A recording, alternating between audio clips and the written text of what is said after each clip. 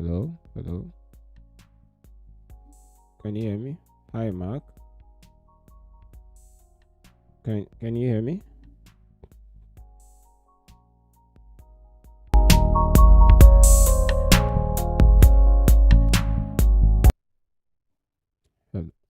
All right, Zara.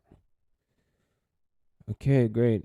I'm happy to hear that you can hear me. How are you doing? It's a brand new day, a new day to get things done. How are you doing? And Zarasa, welcome to the stream. Mark, welcome. How are you all doing? Zara, probably this is the first time here. It's the first time I guess I'm seeing the name in the chat. So if you don't mind, just introduce yourself shortly, where you're chatting from. Yeah, so that we can connect with one another. Oh, Mark says studying variadic functions. Okay, for an ongoing project. Oh, that's nice.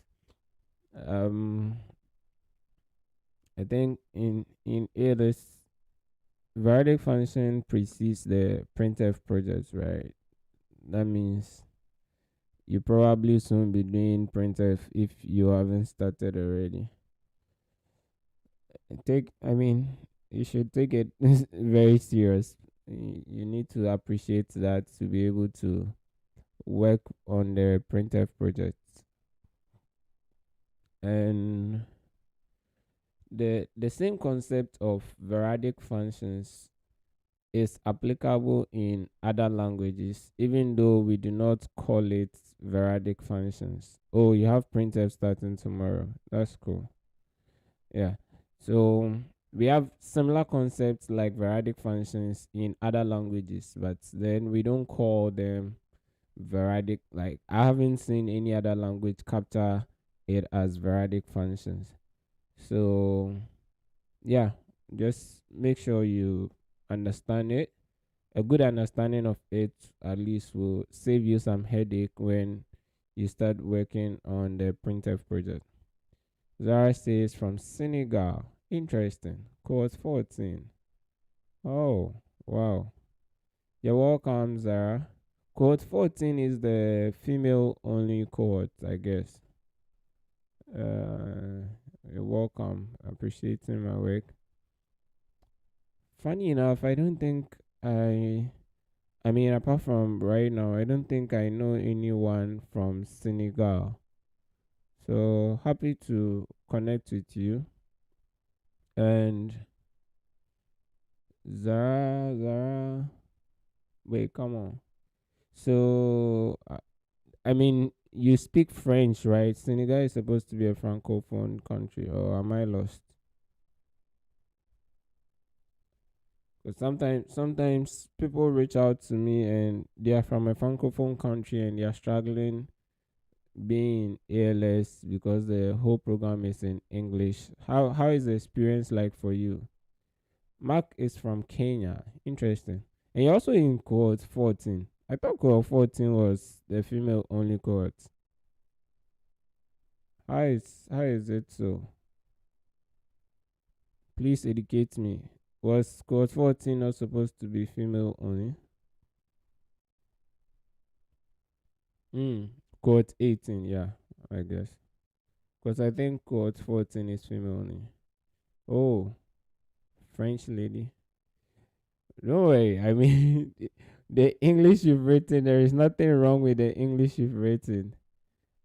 Yeah, I just knew, like, once you said Senegal, I think, to the best of my knowledge, Senegal is a francophone country. And I've had people reach out, not Senegal in particular. I don't remember connecting with anyone from Senegal. So I'm happy to connect with you at least. I want to be able to have friends all over in Africa, any part of Africa, because one day in the near future I want to travel around Africa to learn from or other perspectives and different groups of people in Africa. So I'm always happy to connect with people from all over the continent, and glad that at least finally I am I find or I get to meet someone from Senegal. That is pretty cool. Max says I'm from Ghana but not living there at the moment. Oh, okay. Hey, why are you quoting me? I thought I thought you were you were giving some information. Uh, okay. Yeah, I'm not living in Ghana at the moment. I am in school, uh, University of Toronto at the moment. So that's where I live. I live in Toronto now.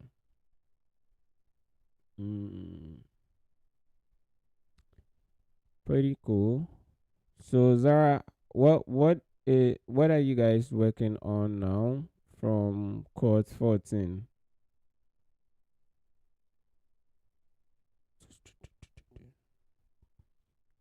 Ooh, it's a brand new day. And where is everyone else?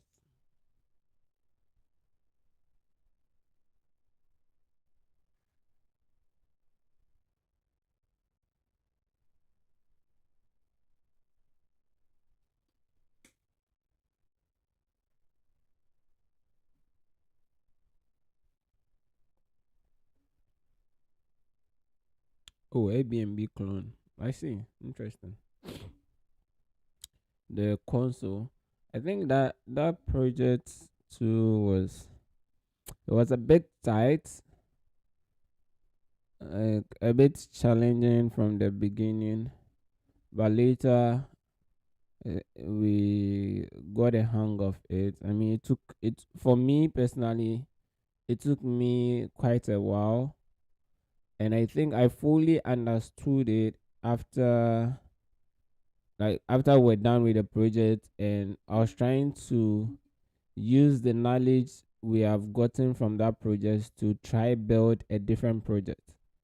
Okay, so after working with the command line, I've forgotten what's the thing is called. CMD. Oh, forgotten exactly what it was called. But after working with that package and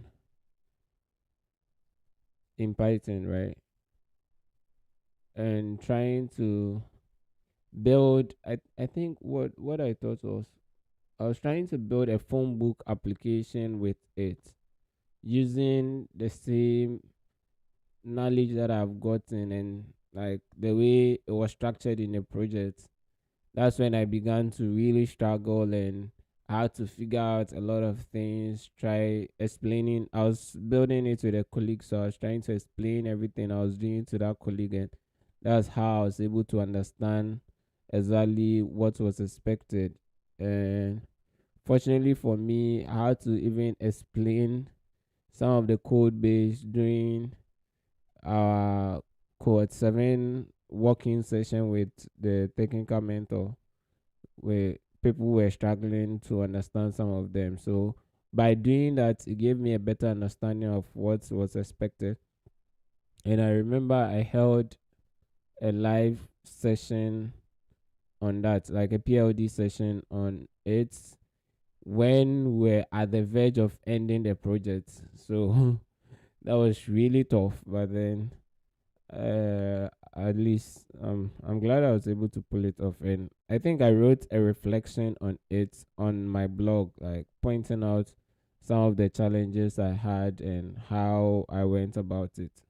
So yeah, if you've not seen it, you could probably check it out, the YouTube video where I try to explain what is expected, and the blog post where I reflect on my personal experience on that particular project. Hi, Maulila. Welcome. Okay, cool. Max says, am I the only one who comments on almost every line of code that I don't forget? So that I don't forget. I don't think you are the only one. but then it's a good learning practice. A well commented code. I think yesterday I saw a tweet by someone that read that code is like humor. If it must be explained, then it is not good. And I thought it made a lot of sense, you know. But then the best way to ensure that you understand your code, remember that the code that you are writing right now is just for learning purposes. It's not a code base that is like in production, some working application. Even that, you need to be the code needs to be well documented. So for learning purposes, hey, turn your codes into your notebook. No one really cares. I mean, at the end of the day, it is for you to be able to go back to the code and fully understand everything you did and your thought process, why you chose to do what at what point in time. Okay, so feel free for as long as you don't have any issues. You say you're in court 18. So for as long as you don't have any issues with Betty, please go ahead and add all the necessary comments. I personally try my best to add comments to everything that I want to write. And at certain points in time, I use the code as the notebook itself. So why did I write this? I write all of that as a comment. Then I write the code. So that is allowed whilst you are learning. Okay. But it also trains you to get into the habit of writing comments. So I think that is a good thing overall.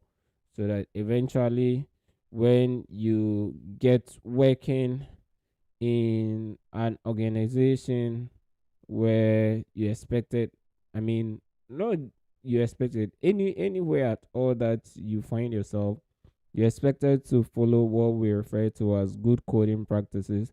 And one of such good coding practices is to have your code well documented or commented out so that people do not struggle to understand the code base. You will not forever be in that team. You will not be alive forever. I mean, there's going to be times where you probably change companies. The code base that you wrote will be handed over to someone else, and you don't want to punish them by not explaining anything you did. The fact that somebody understands the programming language you are working with does not necessarily mean they are going to take it easy when interpreting code that you have written. So you do your best to comment it out nicely so that anyone at all who picks up the code should spend less time on those code to appreciate it. Okay, so I think for now it's a really good practice. Just keep going with it. All right, today is Thursday. One more day for the week to go to an end. How has the week been for you, or how has the week been?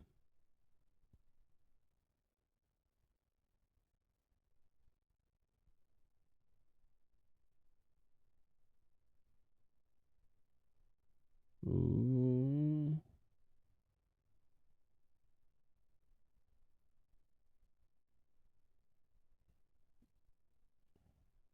Yes, yes. How has the week been? Let's prepare to tough projects this week. Interesting. Hmm. C programming has never really been that easy. Mm, yeah, but as you said from the beginning, we do hard things. We choose to go to the moon not because it is easy, but because it is hard. um, so we are choosing to do hard things. And your ability to handle hard things would set you apart. So let's keep going irrespective of what. Okay, so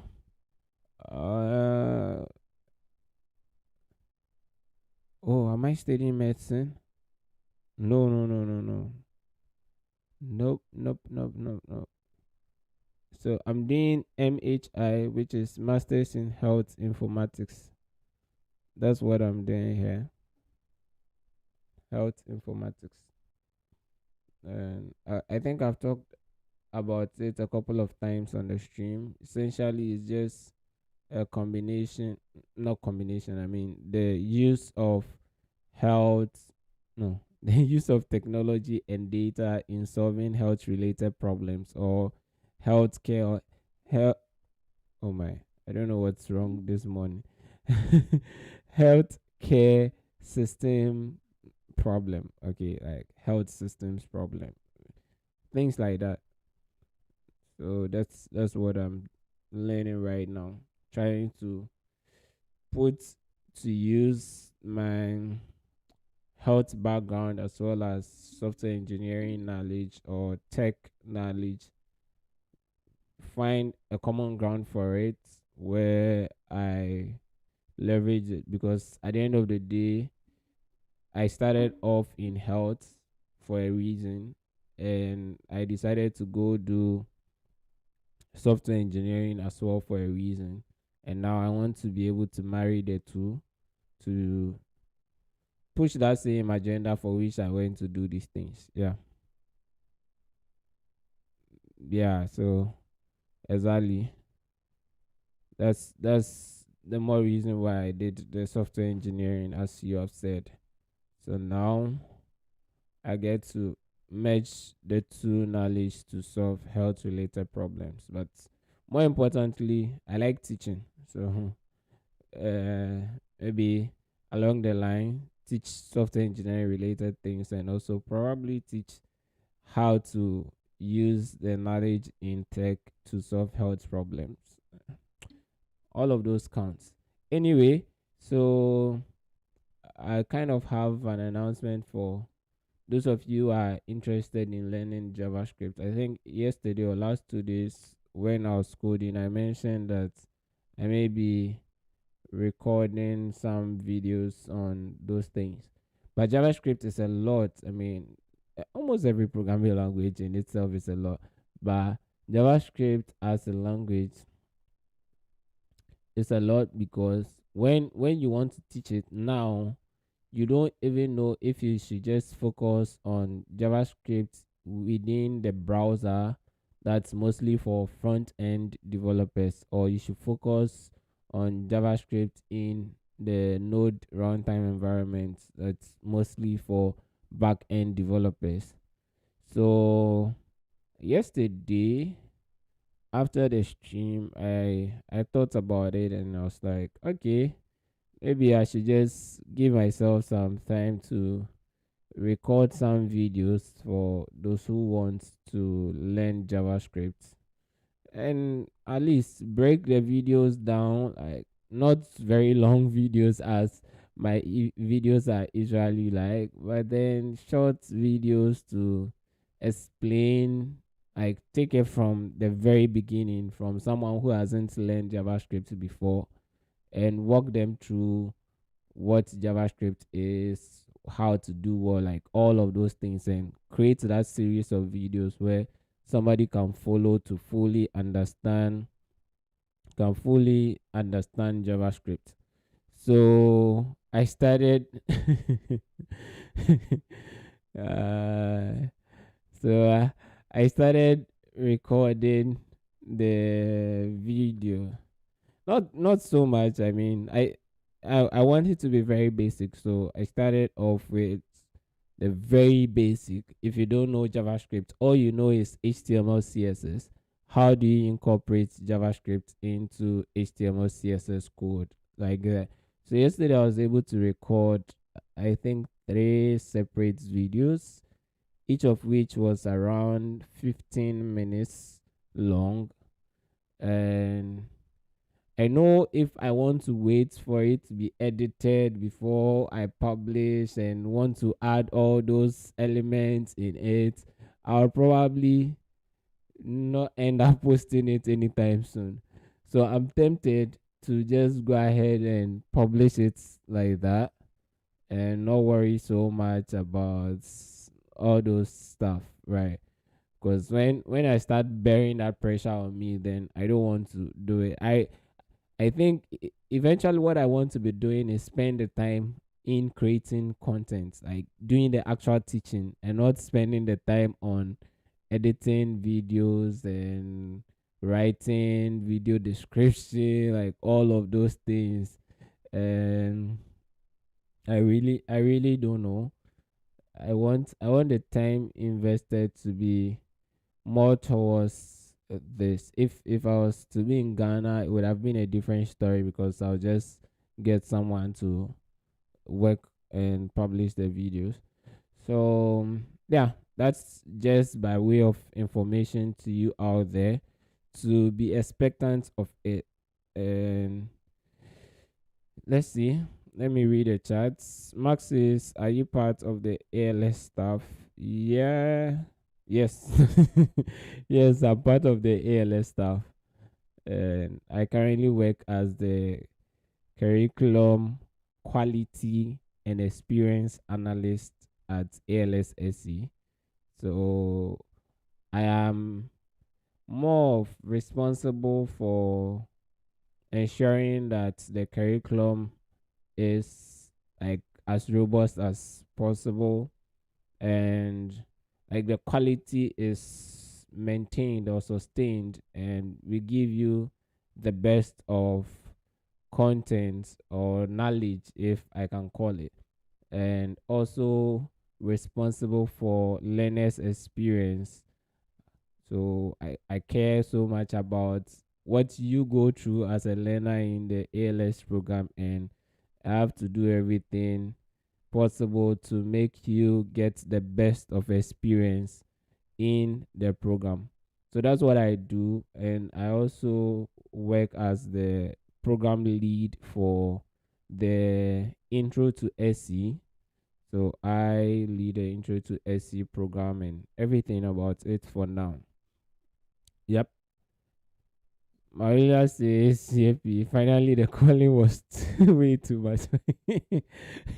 Excited for the JS videos. I mean, at one point in time, we have to do what the people want, right? And even for me, I think I've always longed to create more videos, create more content, except that sometimes I'm caught between, should I just focus on building projects and showcasing how to build projects, because I think that's what is, it is not lacking, but then see, almost every knowledge that we are looking for is out there in one way or the other. Maybe the way that I would go about it, like particular people, especially people who have been consuming my content, will appreciate it more if they see the content from me than someone else. But then sometimes to whether I should just go and create absolute beginners tutorials, like from series from beginning to end, or just focus on building projects from like start of the project to the end of the project. I'm usually caught in between those things. But I've seen that if I'm building the project too, and it requires that the person has or needs some basic knowledge, they can't follow. So what I've decided now is to try my best to record the series of videos where I'm actually teaching the concept from absolute beginner to at least intermediate level, or to the best of my knowledge right now. Then from there we can start looking into projects, so that if I'm building a project, I can always make reference. Oh, if you're struggling with this, we already have a video like this on the channel. Please check it out and get back to this as well. So I think that's what motivated me to go ahead and record it. And the other thing that I told myself was, okay, we are here live almost every day. What if I spend like 30 minutes to 1 hour almost every day? I know I can't do it every day because sometimes my schedule gets very tight. Almost every day, and record, even if it is just one video and maybe 3 videos a week at least. we can get somewhere and we'll be able to impact people, right? So that's the way forward now. Says fine. You're excited for the JS videos. I'm glad to hear that. You'll be surprised the impact that this will make. I hope so. I mean, that's the essence of spending time to create the video. So I hope it makes that kind of impact indeed.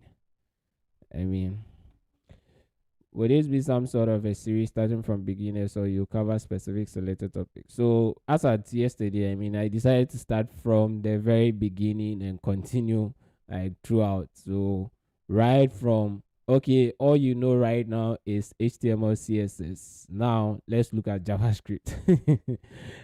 It was quite interesting. I was excited about it, and even the approach that I used to teach it, not so different from how I teach things, right? But the more important thing is for you to see everything. And that's why I don't even want to go cut anything out.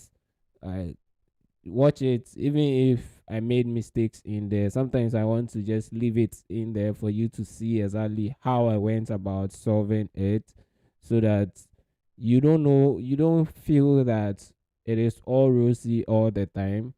Like there are times that you struggle, and this is how you can possibly consider going through it. So yeah, very important. Hi Jordan, welcome Jordan.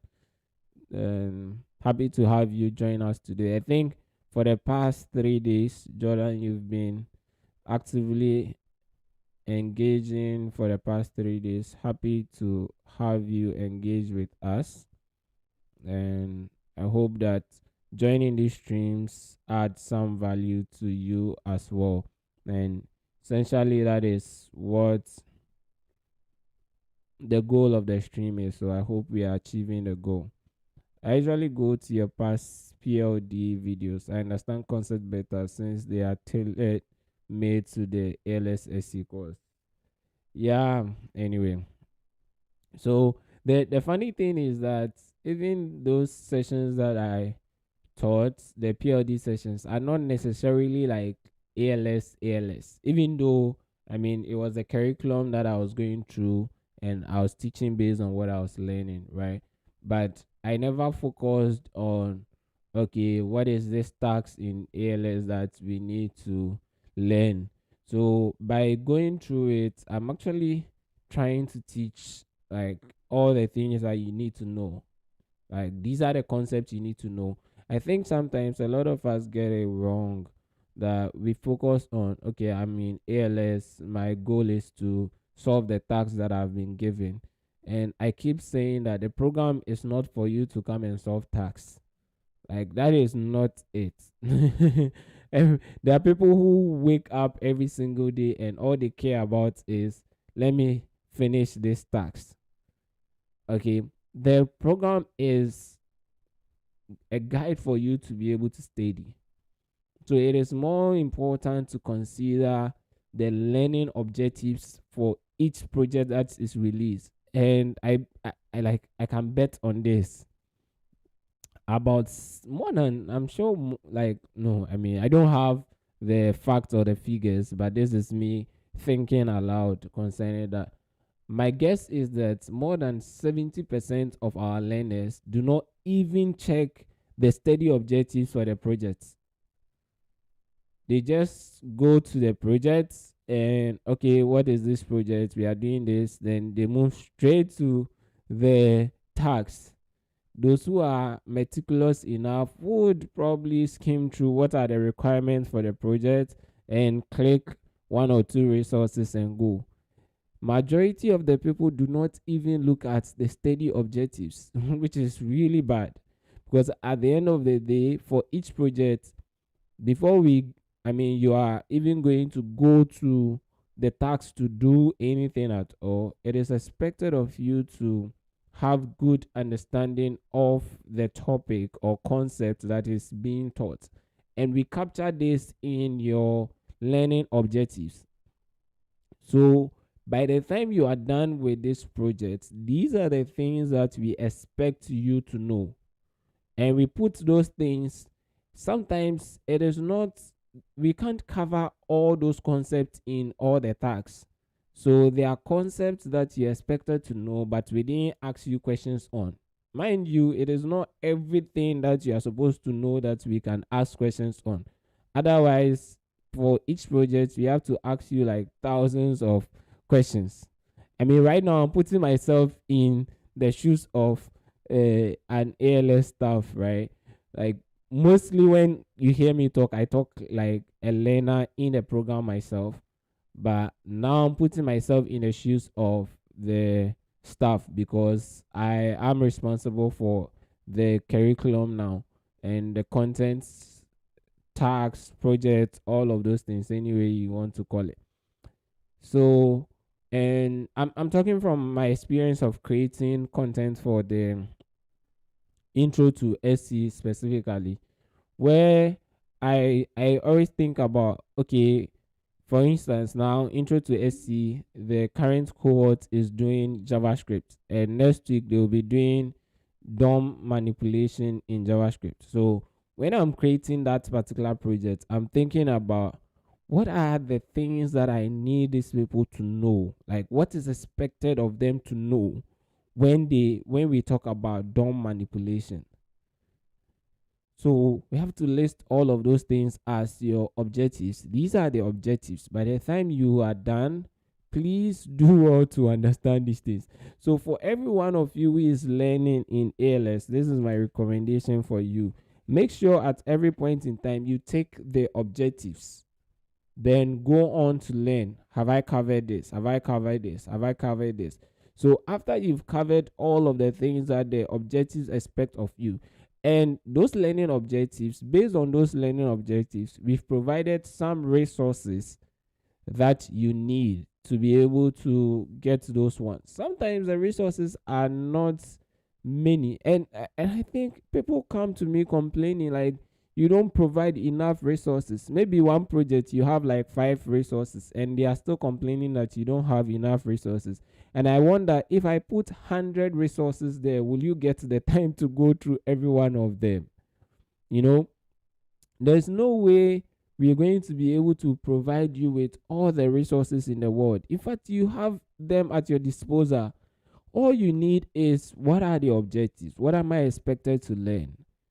Then you now figure it out. Okay, so these are some of the resources, but if I want, I want to understand this thing and I'm not finding it among any of these resources, I should just go to, Google, ChatGPT, like anything at all, anywhere, YouTube, find other resources that you can leverage to understand those concepts. After you've covered everything that is stated in the project, then in the learning objectives, then you can come back to the tasks to now begin the tasks, because now you've covered most of the things we expect you to cover and you know most of them. So you begin to now solve the problem that you have been given, which is the task. And in solving that particular problem, you would realize that we kind of twist things around, and that is perfectly normal. Because the thing is, yes, now you know the concept, you know the how to apply these things, right? But in a real world situation, no one is going to give you like, oh, steps. Oh yeah, so just write this, like you get in most exercises online, and you see that, oh, I just, oh, write a print statement. Then okay, you go ahead and write print statement. The next on after that, do this. No, like you hardly get that kind of situation in real life. You would have to come up with everything yourself. So it is being structured in a way that you now still have to think.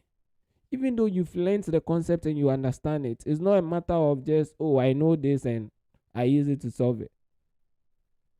So we train your thinking faculty, like ability to think as well and solve complex problems. That is a skill that you need to build. No one will be able to come and teach it to you, to give it to you. I think about 2 weeks ago I tweeted that there are certain things that no one will be able to teach you. You'd have to learn it yourself or pick it up by yourself. And I totally believe in that. That one of those skills is problem solving skills. I mean, we can give you all the guide that, oh, you need to do this, you need to do this. But then it is in the doing that you really pick these ones up. So when you keep yourself to it and you are struggling to figure things out and eventually figure it out, yeah, inherently, like the brain is developing and it's picking up.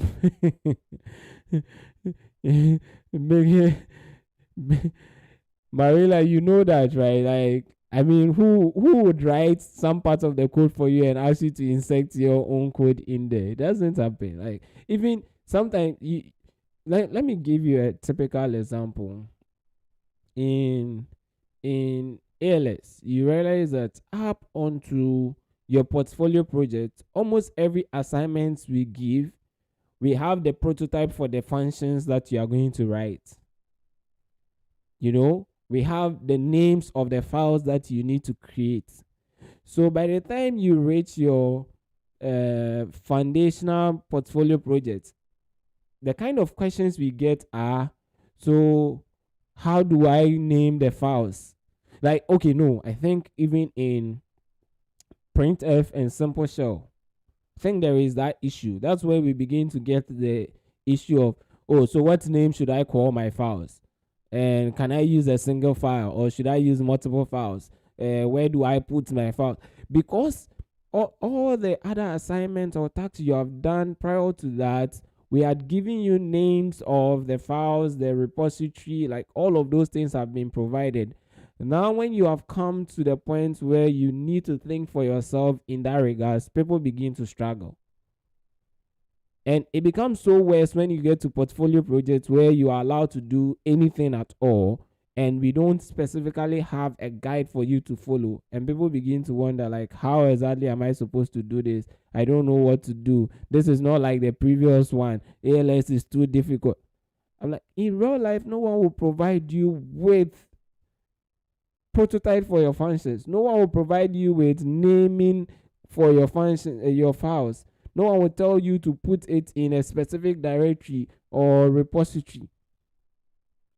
You have to be able to think about all of these things. So note that it's part of the training, right? It's part of the training.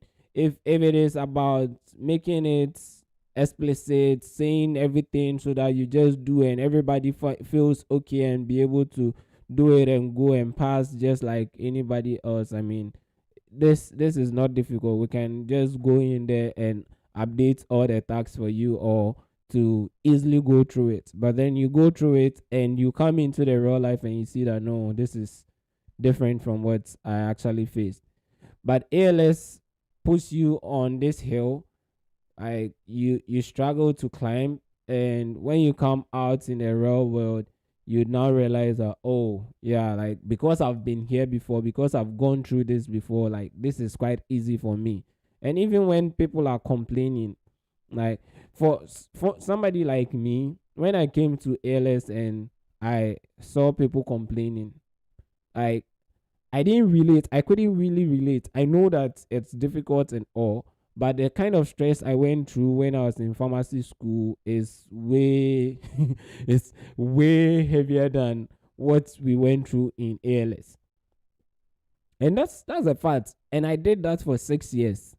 You know, even though in pharmacy school, like, according to the calendar, in a week we are putting in just 40 hours, but I'm sure I even put in more time than I did when I was doing ALS. So when people were complaining so much that, oh, there's no time, I couldn't feel that much of a pressure. I'm not saying that I went through it easily. I mean, there is the pressure, but relative to what people were complaining about, like, I didn't feel it that much because I've already been exposed to that kind of heat before, and even more than that heat. More than that heat. I remember pharmacy school. If I should, I wish those times I had this experience of talking on camera and recording myself every day. I would have just recorded a day in my life as a pharmacy student for you to see. But typically, a day in my life as a pharmacy student, I'll wake up around 4 a.m. and start reading because I have a quiz at 8 a.m. going to the lab. Then I'll probably try reading, memorizing things for that particular quiz and do all the necessary things that I need to do, then rush to class or get to the lab as early as possible. Go and sit there and prepare for the quiz. The quiz will finish, go through the lab, do all my labs, and that is if I have labs in the morning. Sometimes I have labs in the afternoon. Then I'll go to class in the afternoon if my labs was in the morning. Then I'll close from class around 5 p.m. After 5 p.m., I have to walk back to the hostel. But then what I'm going to do is going to find something to eat. After eating, I'm going to the library because I was given a lab report to write from the lab. I'll be in the library. The library closes around 10 p.m. I'll come back after 10, go to the study room. I'll probably be in the study room or even go for group discussions at night, like past 10 p.m. We had group discussions and probably come and sleep around 1 and still wake up around 4 just to survive pharmacy school, you know. And now this is like a typical day in my life in pharmacy school, and I added on extra things. You can imagine I started my business. I started an NGO back in school. I was selling other things in class, like a whole lot of other things. So I had gone through that pressure before, and because I've been exposed to it before, when I came to ALS SC, like I could not feel that much of the pressure that everybody was complaining about, you know.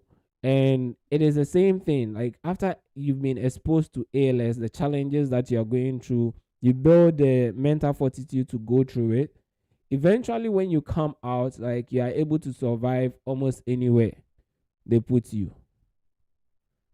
I can say for a fact that when I joined the team on the team, like you are given a task. Okay, we want to do this.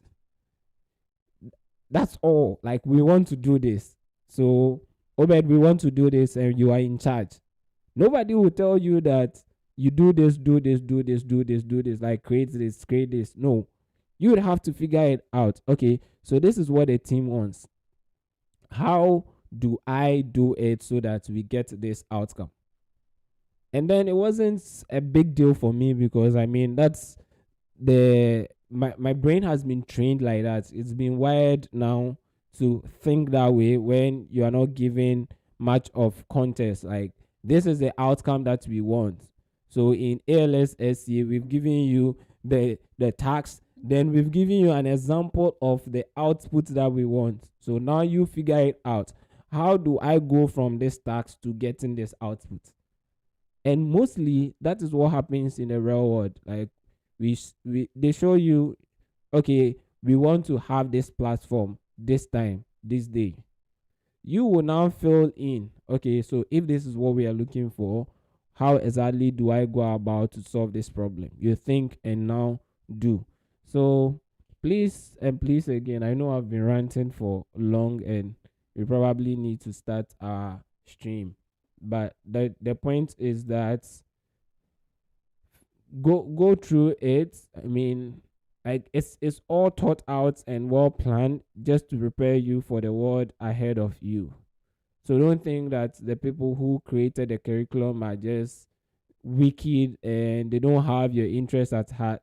I mean, otherwise we wouldn't even be doing it. Sometimes you should all I mean, when I was a learner as well, this is one of the things I used to say. Remember that you are not paying anything to be here, right?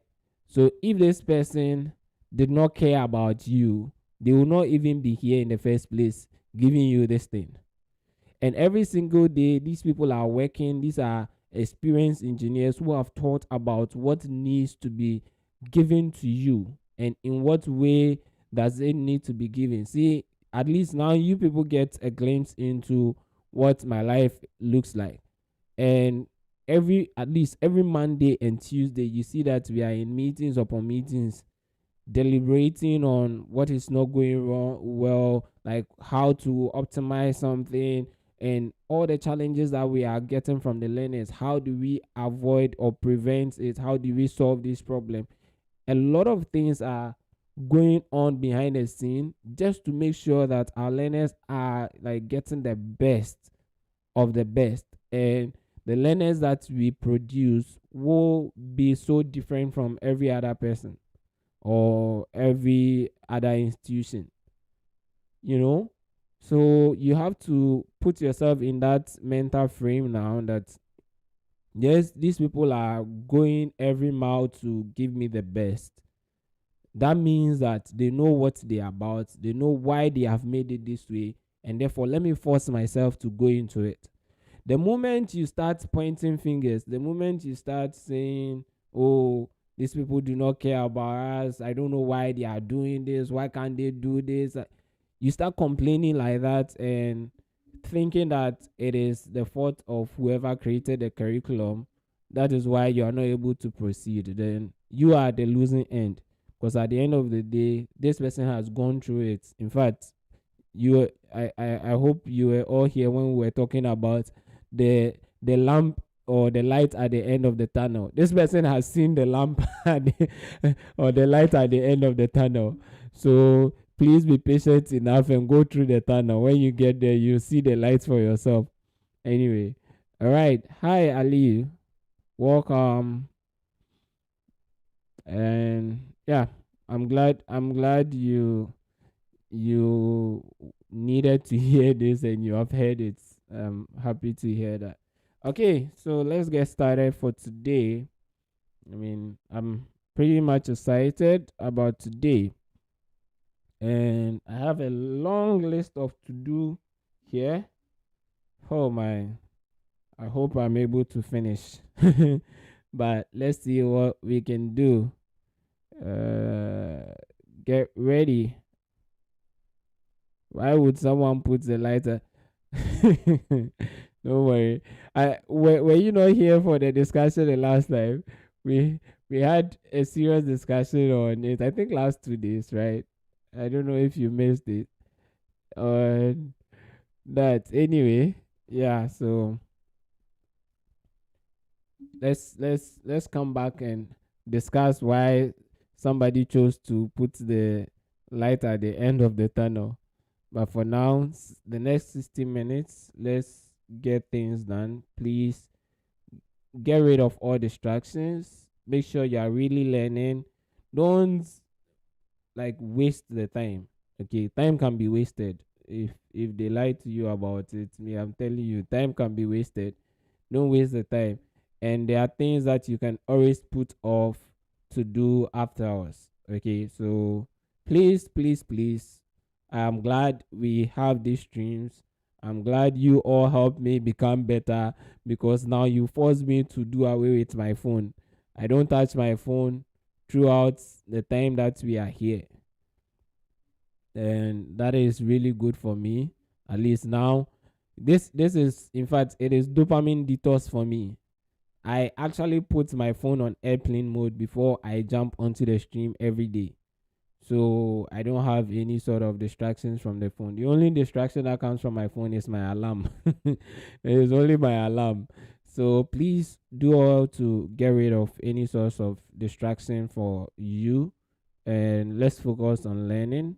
In 60 minutes you can achieve a lot, and I believe once you are focused enough to do deep work, once you're focused enough to do deep work, you're going to get the benefit thereof. So all the best, everyone, as we go for our first focus session, 60 minutes, and we'll get back to discussions. If you have any questions, drop it in the chat. We'll get back to our discussions in the next 60 minutes.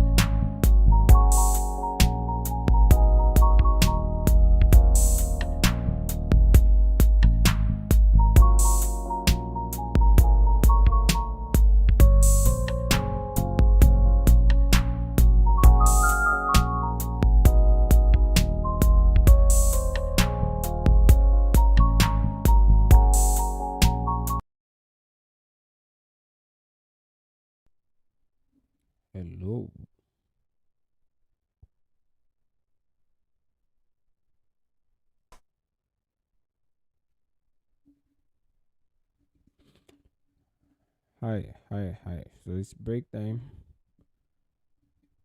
How is it going with you, everyone? How is it going? Hello? Are you there?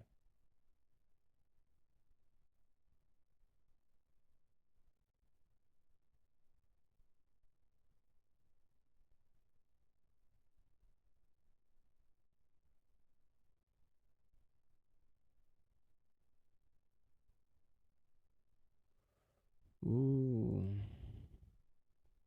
Hi, Foster. Foster, welcome. I was about to write your name down. I think I didn't see you yesterday. And you're welcome anyway. Foster, Foster, where are you? Dun, dun.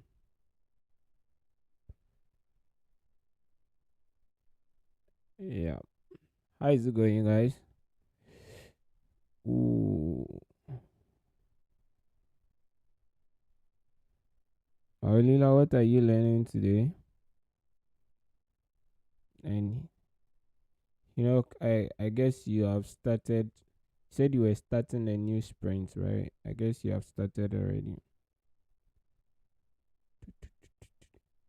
Mm, mm.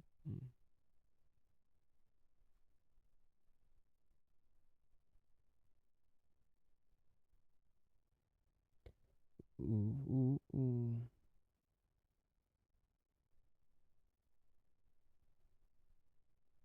Oh, you're doing ORM. Interesting. That's good. So that that's oh, you started Python just this weekend. You're already doing ORM. What is that the case? Oh, okay. Foster. Sorry. The rich men in Africa. You take break when you want to. Still on Python, I skipped the C linked list interview prep tags. Oh, okay. I see. Yeah, like the ORM is. I thought you said you were starting. Oh, I'm messing it up. I thought you were now starting Python, and right after starting, I don't really remember what the schedule is like for the Python project. In fact, oh, you started JavaScript instead. It was JavaScript that you started this week. Oh, okay. So you are the one. Is it that you are the one reviewing the Python related things? That's SQL Alchemy. SQL Alchemy. I was supposed to teach it recently. In fact, I was teaching it recently, but then I'm not really a fan like that. I don't know. I like Mongoose better. I like I like my JavaScript better. So yeah. So I think it's someone. Oh, okay. Mm. MySQL DB. Yeah. So let me kind of share my screen, and I think so recently when I was supposed to teach the learners. Okay, I think I wasn't really teaching them per se, but I was going through the projects and revising some of them, that kind of thing. Let me share my screen. And I remember that when I was doing that particular project, I wrote an article on it. So blog.oniaobed.com. I remember I wrote an article on it. My SQL DB. Yep, how to connect my SQL database in Python. Sorry, let me pick my key. So recently, when I was trying to revise it, I quickly came here and read through it, and it made so much sense. But I think I'm still thinking about it probably uh in about a month or two time. I don't know, but thinking about changing. I have to discuss with the team, but I want to make sure that it can easily be integrated into the project without issue before I change it. So my SQL DB I think has been deprecated now. So we have to start using something else instead of my SQL DB. But it's pretty cool, I think. When I came over this article, I mean it was quite easy to understand. So I just went back with that knowledge. And this is the point in time where I become happy about something I did. Like, I'm happy because if not for this thing that I wrote, I would have spent more time trying to revise it than going through my own content. Like, because I wrote it, I understand it. In fact, I can relive the memory of creating it. Oh, this is what I meant when I was writing this, or this is what I did when I was writing this.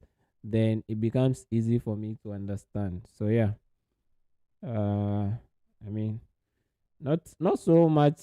I don't know. I've In the past 1 year, I struggle to go back to my SQL. Like anytime I see SQL related things, I'm running away. And Python for like building an application and things. I don't know. JavaScript has stolen my love for Python. In fact, did I even really love Python like that? Not really. Anyway, say hi, Nelson Okafu says, this is my first time joining. I've been trying to complete a Python course in using 100 days with Python. I just pray this initiative will help me study more. Sometimes I don't just feel the edge. Oh yeah, I mean, Nelson, you're welcome, and that's the essence for the streams that we've been hosting.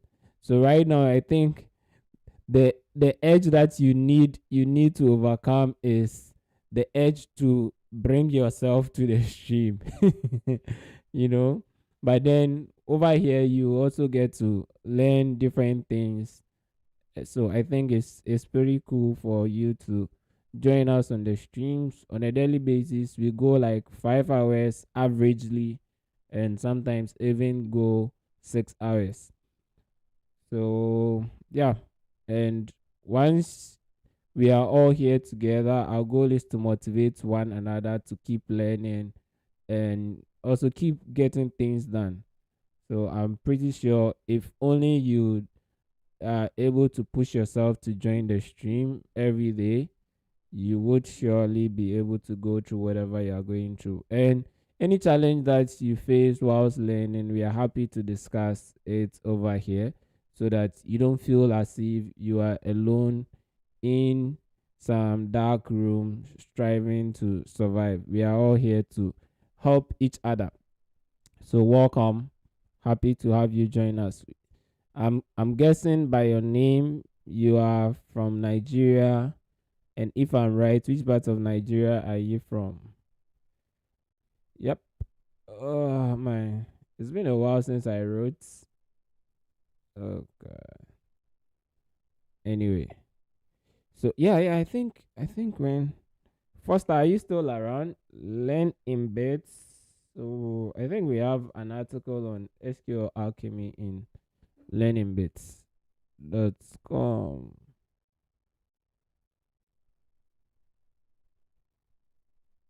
Uh, I hope I got the URL right.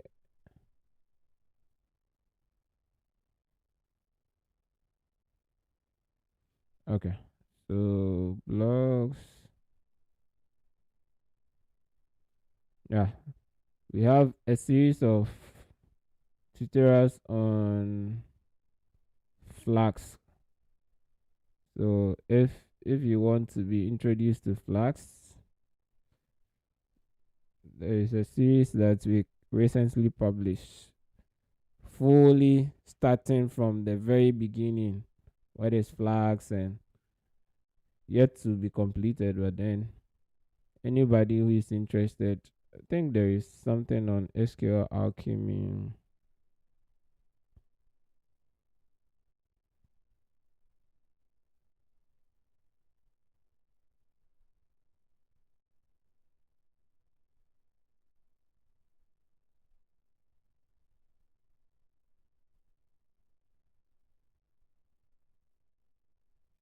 Oh, thought there was something on SQL Alchemy that we published here.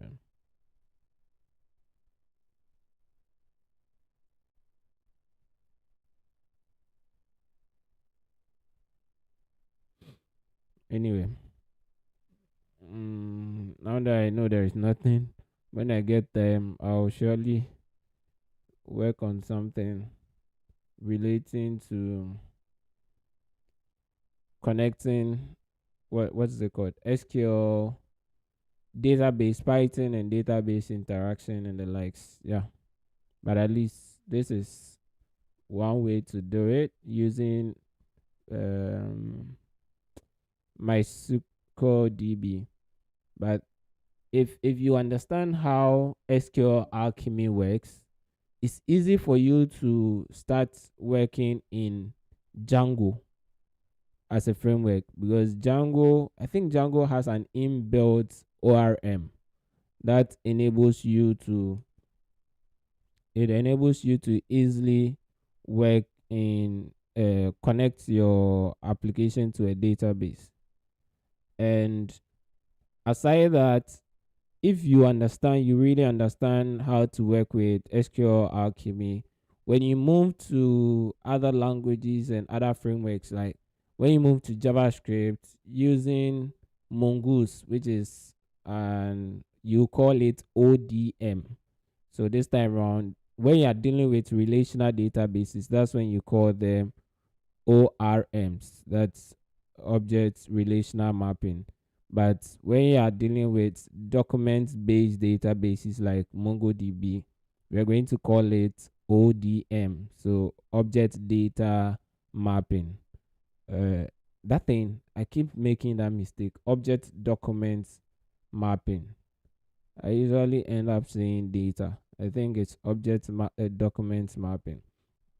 And if you go to a language like PHP with a framework Laravel, Laravel too, I think, has an inbuilt ORM that is called Eloquence. Hey, I remember this thing. That's cool. It's been a while since Eloquent ORM. Yeah, so you see, Laravel. It's been a long while since I read about this thing. Anyway, so it's good. Please pay attention to the things that you are being introduced to ALS, because they are applicable in most of the other languages, and you'd need that knowledge when you're working in other languages. Okay. Yeah, all right. Nelson from Lagos, I see. Anyway, we are glad to have you on the stream. And now I keep saying that I have a lot of folks, like I know a lot of folks from, hey, Laravel has Laravel 10 now. The first time I was learning Laravel, it was Laravel 7. And now there is Laravel 10. Interesting. Uh, I need to come back to my PHP, my beloved PHP. It's been a long while.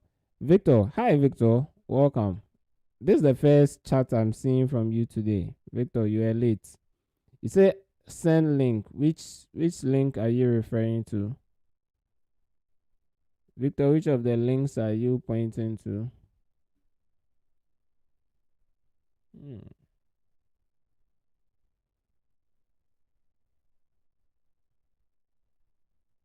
It's been a long while. Oh, to the MySQL blog. This one. Anyway, so that's my personal blog. You can always find other. I've written quite a number of things, especially for ALS related things. So you can go there on your blog.oniaobe.com. In fact, I think I'm even thinking about switching to my own website because now I've deleted a lot of things from it and maybe use that for my blog. I still have a lot of things to do every day. Think about what is what. Yeah. So the last time I published here, March 7, 2022, I wasn't a student in ALS yet. Then when I got into ALS, I switched to now publishing content on Medium and Hashnode.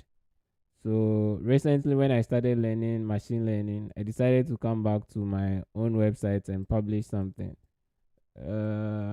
Yeah, but then this is also a cool place where I've been creating content for. And my friend who was in the chat, Foster, I don't know if you are still around. So Foster, I'm helping out with Foster on this blog. So some of the content here were written by myself. You can always check them out. I take my time to create some of the content. So yeah, learninbits.com. And we have some, even though I haven't launched them, but some easy to understand courses that will soon be launched on this platform as well.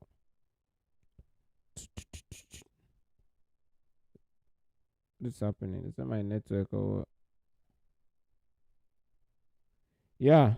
Anyway. Ooh.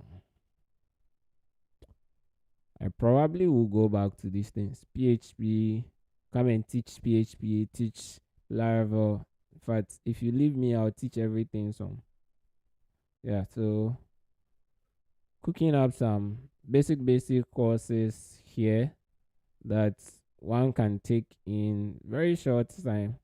This Linux course is pretty basic. I think I don't have an account here. Anyway, yeah, that's just by the way. Let's get back to ourselves. Okay, get rid of my main screen and this, then go back to myself. Yeah.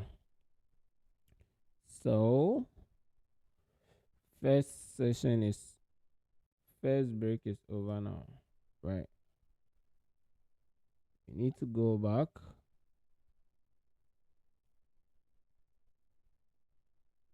All right. So I hope you're ready. You're ready to learn. I think, please pardon me to do this. Let me grab a Google Doc, write the names of the common participants so that I can be following up on people, especially sometimes you never know what is preventing people from joining. Okay. I wish we had hosted our thing. So let me no. I think the easiest way right now is just for me to create a Google form that we'll be using to register the newcomers, right? I mean, at the end of the day, when we have launched our platform, we'll switch to it. But for now, I just don't like the fact that if someone who has been consistent misses and we are not able to check up on the person. So let me share my screen again. Okay.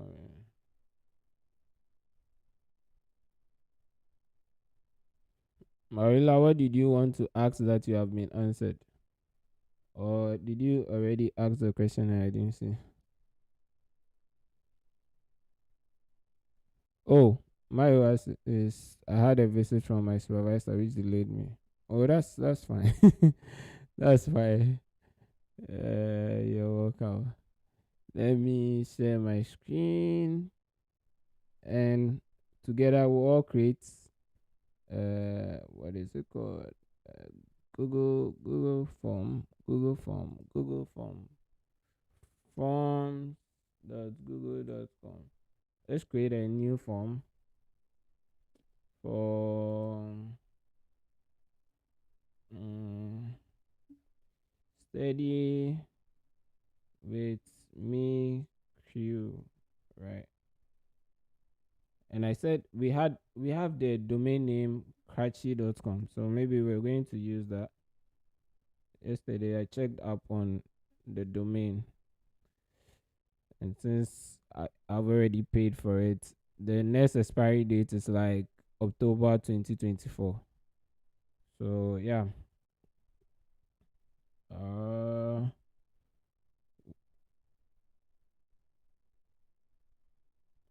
oh, you were asking how much learning bit cost.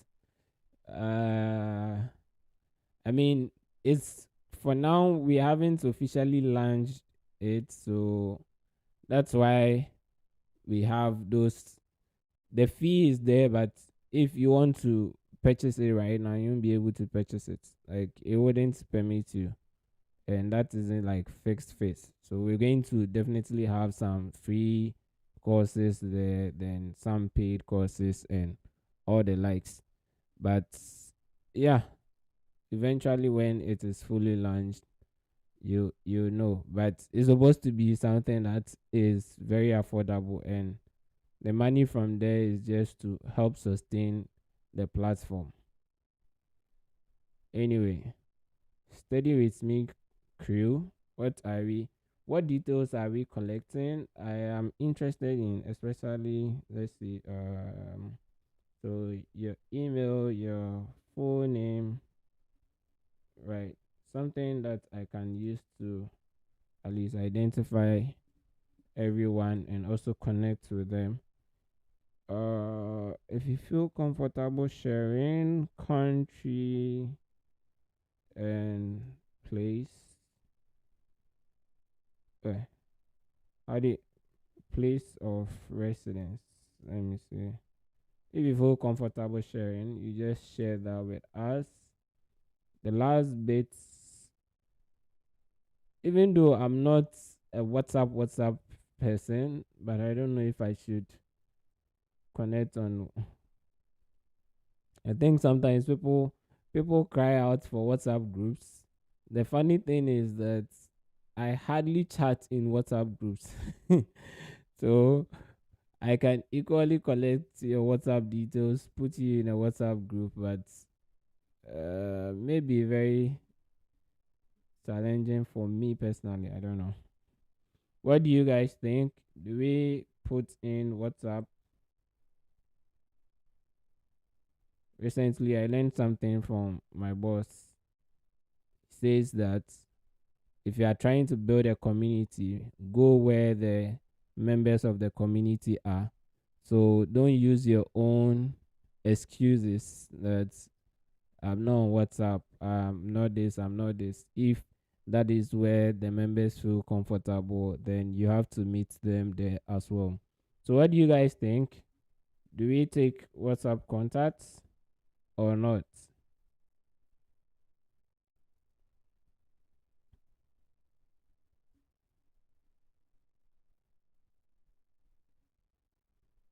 Says I love WhatsApp. Interesting. I see. Okay. Sign up to join the daily steady Gerardine. This is interesting. Gerardine. This is like the second time I'm hearing this name. So I hope Geraldine, I hope not the Geraldine I know, or I'm supposed to know. Anyway, it's your first time chatting in the group, Geraldine, right? I guess so. Ooh. So let's see. Sign up to hey to be joined. Hey, what kind of English is this?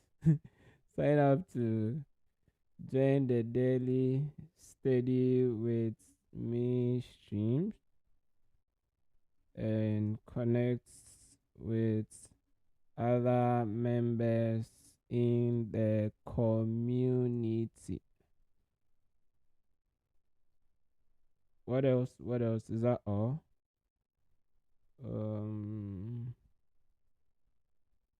I don't know. I feel like Africans do not like reading emails. Oh, okay, Geraldine, you're welcome. Hey, no, the yes is the yes towards the so Geraldine, please. I asked two questions. Is it the Geraldine I'm supposed to know? Is that the what the yes is? So please answer me with one yes or no. Question one is it the Geraldine I'm supposed to know? Question two is it your first time? Like, and that's I think most probably is your first time because I haven't seen this name in the chat before. So the main question I want is if it's the Jared. No, we haven't met. Okay, all right, good. Anyway, there is a reason why I'm saying that because I'm supposed to know a particular Geraldine. So that's good to know. And you're welcome to the community. Okay, so connect with other members in the community. Let me just put our schedule here. Stream schedule. Stream schedule is Mondays, Mondays to Thursdays. Yes, and I have a quick announcement on this coming Saturday, I think 3 p.m. WAT, which should be 10 a.m. my time, 10 a.m. EDT, or that should probably be 2 p.m. GMT, or whichever time zone that you are in, you convert it. I would be hosting a session for some learners in ALSSC. Those of you in cohort 18, yeah, so a group invited me to have a chit chat with them this Saturday. I may probably be streaming it to YouTube, hopefully. But then if you'd want to join, I can always share it will be on Zoom, but I don't know if the people I don't know the total number of people who are coming. So if it exceeds the Zoom capacity, then I have to be streaming it to YouTube. The other thing too is that I probably will still stream it to YouTube anyway, so that I don't have to download and upload. So those of you who may be interested can join in on Saturday around that time. So Monday to Thursday, we are here from 9 a.m. To 2 p.m. EDT. Please find a specific time zone for yourself. So that would be like 1 p.m. to I hope it's 6. I'm not even sure. 6, right? 2 p.m. here would be, yeah, 6 p.m. GMT. GMT. Okay. Then Fridays through Sundays, those ones uh to be announced anytime we're going to have some. So this particular week we'll be here on Friday, the same time here. But mostly Saturdays and Sundays I use it to rest. So maybe I should just get rid of to Sundays. It's just Fridays. Fridays to be announced so that for the weekends you can use the weekend to do your own stuff. Each session, so each day consists of multiple sessions, and each session is made up of 60 minutes focus time for learning, and followed by 15 minutes discussions. Okay, so I think we're good since you all say, oh, Twitter handle. Yeah, I didn't even think about it. Yeah, I mean, if you're actively engaging on Twitter, hey, I'm happy to chat with you on Twitter. At least that is one place that I like a lot. So, if you want to,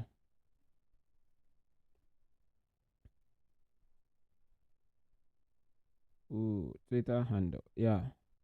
So I think it's good now, right? Good, good, good. Steady with me, crew. Ooh, okay, cool. Now we can grab the link. Okay, grab a link. Shorten this URL. Copy this. So usually, what I'll do is I go to my website. Onya Obed. No.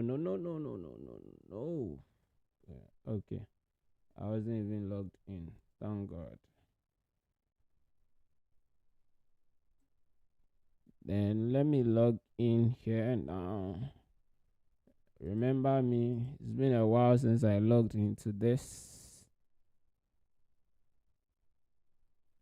Okay. Then I'll come to where pretty links, and I'll create a new pretty link. Do I have broken links? Oh, add new and join the steady with steady with me queue, and paste that target URL here and say steady with me. Steady with me. All right, then update this. So now the only link you need to create your account with us. Let's test it out. Please, if you want to be here, I mean, if you're interested in being a member of the community to the point where if you're absent, we can all check up on you, just visit this URL and sign up. I'm waiting for at least one response to make sure that everything is working. Then we can proceed. So please click on the link and sign up if you are interested. Create a new, yeah, great. Okay.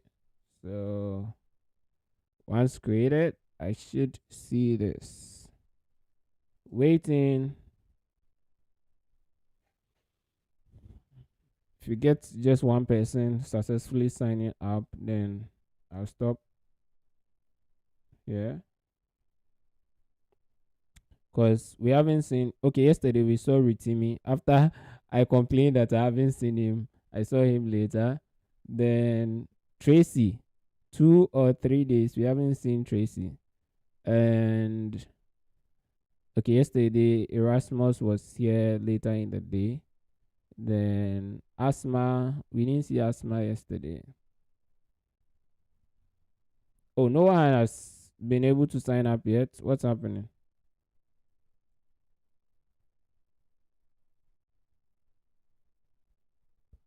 What is happening? Is there a delay somewhere? Hmm? Okay, one response has come in. Great. All right. Nelson, thank you. Okay, two responses. Now we are good. Okay, so let me stop sharing. Mm-hmm. Stop sharing my screen.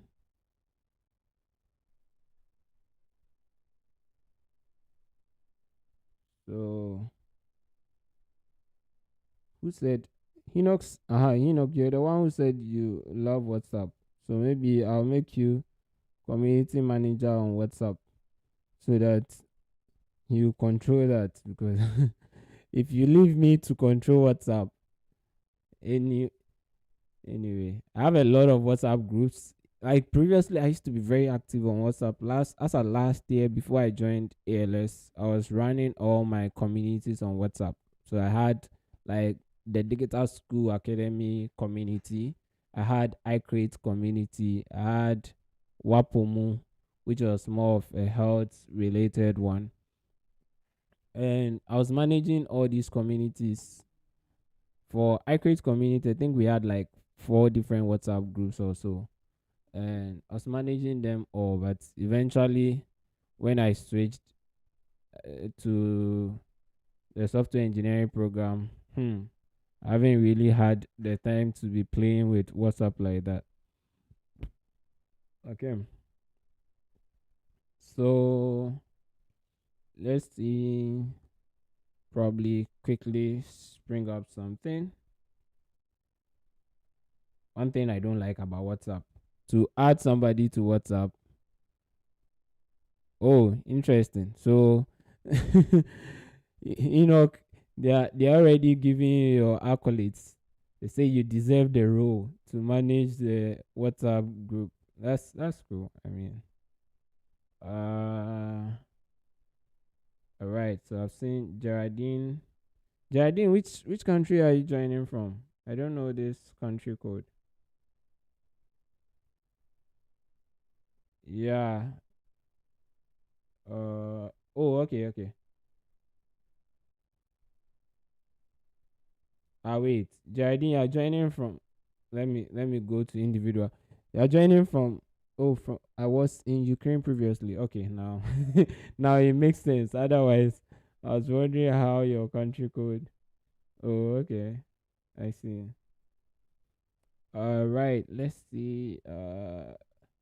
What's the best way to WhatsApp? To create WhatsApp group, you have to store everybody's contacts. That thing, it's a bottleneck for me. I mean, I wish, but I feel that it's a lot of work. I need to store everybody's contact. That is a lot of work.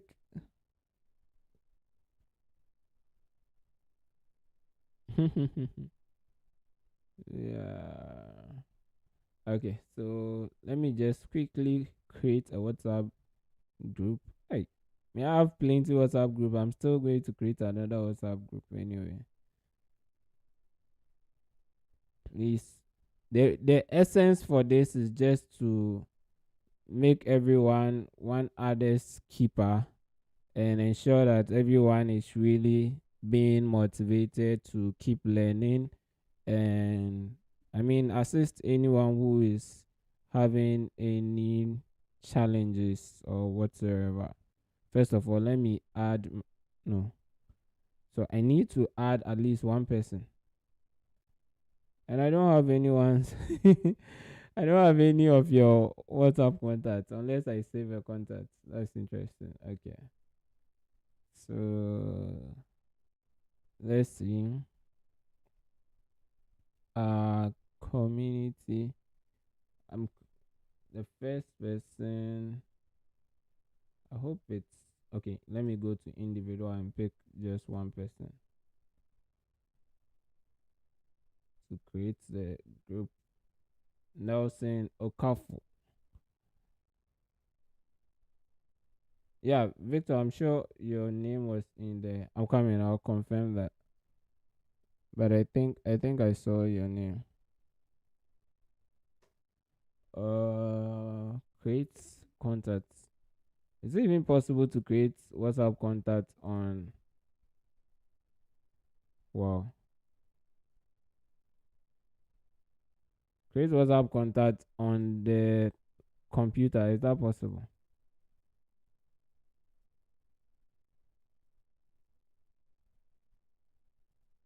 I don't think so.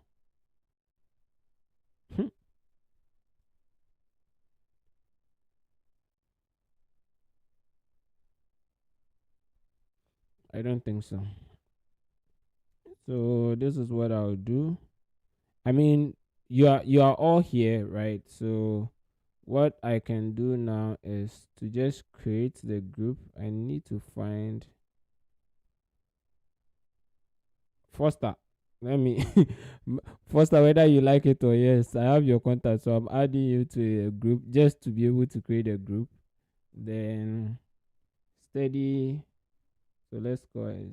Steady with me crew. Okay. Cratchy. Okay. Then create this group. Then since you are all here, I can share the group link for you to join directly. Uh, Group invite link. I usually do not like to spread. Where do I get to the group invite? Oh my, I am rusty right now when it comes to this. I used to be like the guy who knows everything about WhatsApp. Now see me struggling.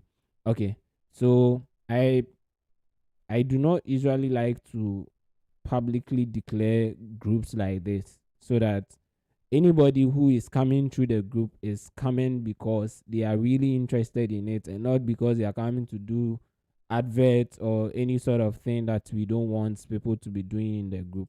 So I am hesitant to share these sort of groups publicly. Okay. So I think I know an easy way to do it. Yeah.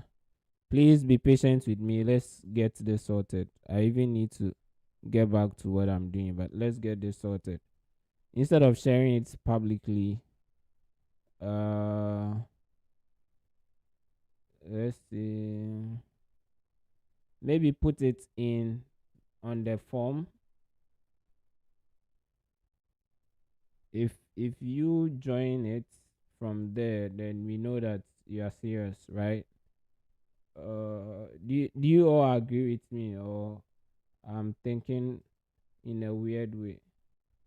Because that's what I did to the Telegram group, and I saw that almost everyone who joined that Telegram group was interested, because they had to send me a private message to be able to get a link to join. Right now, I can't handle everyone sending me a private message, so I just want to find a place comfortable enough where everyone can easily access. So steady with me crew WhatsApp group invites.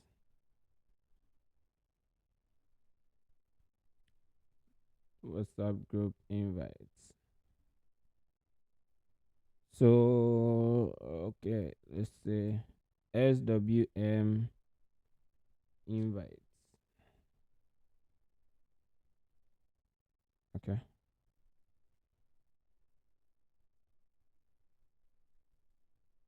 So those of you on the stream, at least you are here and we are discussing it, so I can drop it in this particular stream, or I should not drop it. I'm even confused right now. Oh, there is a David in the chat. David, please, when you come, chat us more. Let's David from Ghana. That's interesting. Okay. Ooh. All right. So for those of you, just for the sake of those of you who are in the stream right now, I've dropped the link to the WhatsApp group, and Enoch, let me know when you join the group. I think I will appoint you and Marilila. Marilila has been like the constant member of the community since we started. So by default, he's supposed to be the moderator. But then I foresee the community growing, so I'll appoint the two of you to handle the community. Victor, yeah, Victor, I've seen your details. Okay, cool. So you join. Let me just put the join WhatsApp community here. Honey Obed, I like creating communities too much. uh, anyway, it's all for good. So I have updated the application form to add the link to the WhatsApp community. And let me see, any of you joined yet? Yeah, someone has joined. I have to. I'll take my time, maybe later, and take my time and how is it called? Store your numbers. Yes, that's what I want to say. I'll take my time and store your numbers so that I can always know who I'm chatting with and also be able to follow who didn't show up and who showed up. Okay. Let me see. Plus 234 234. Okay, Victor is already in. Let me just go ahead and save your number first. Oh, I can't save numbers on my laptop. That's okay. So you can all join, and yeah, I think we are good now to go for our second round of focus session. Okay, ready? Go for our second round of focus session. Let's do it. Then we'll come back and discuss. But yeah, try and join the community, and you are allowed to invite others who may be interested to join, but I would prefer they join by signing, no, using the Google form. Okay, so please, when you are inviting someone, let them join by filling the Google form so that every person who joins the WhatsApp group actually has their details in the Google form and we can follow up. Otherwise, they will just join there and won't have their details to be able to follow up on them when need be. So please rather use the honeyobed.com/SWM. That's steady with me. So use that instead to invite anyone who would be interested in joining the community. I have so many communities. Sometimes I wish I could just put everything together. But as I move ahead, something new comes and I get different missions, the same vision, but different ways to do something. And I feel that I don't want to burden people. They chose this community, they came in for a particular reason. So if you are not doing exactly what you were doing, then don't burden them. So yeah, it's always good to start from the beginning and build something from scratch. And yeah, anyway, ready? Are you ready? Let's go. 60 minutes of focused learning. Please get rid of all distractions and do the actual studies. And we would be doing the next discussion in 60 minutes time. All the best, everyone.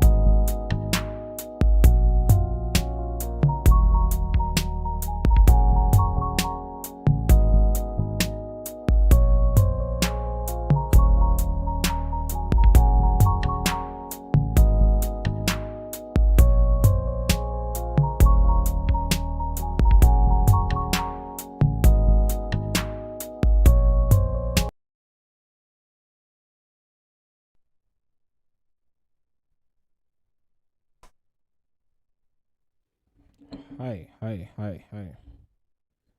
Break time, please. Bellboy. How is it going, everyone? How is it going?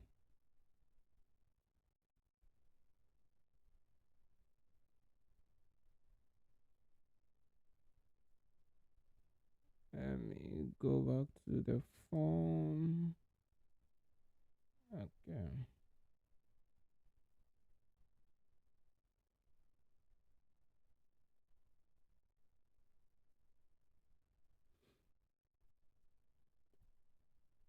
How is everyone? So I can see that 8 people have filled the form. Mm, that is good. So let's see.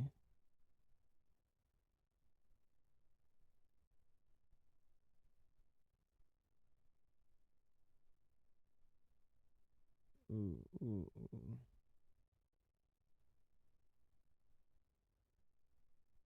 How did Erasmus get the link to join? Erasmus, where are you? You haven't filled the form and you've joined the WhatsApp group. How did he get it to join? Uh,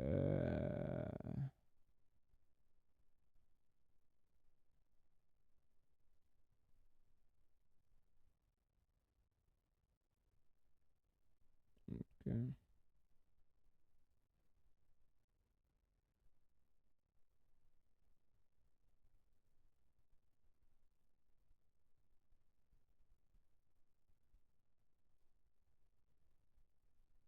Where's everyone? Hey, where are you all hiding? I mean,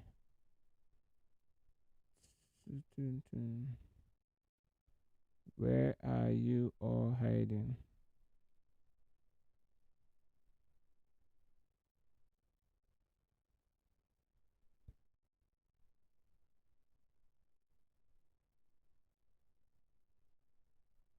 Yep.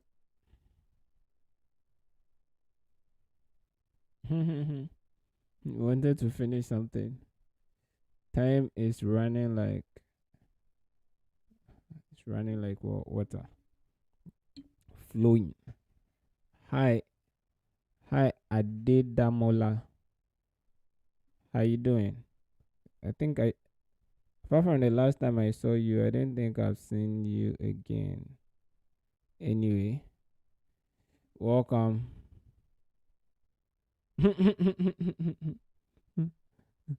Why, Nelson? Are you missing your food? Eh, oh, okay. So the form we created a form earlier for those who are interested in, joining these sessions, right?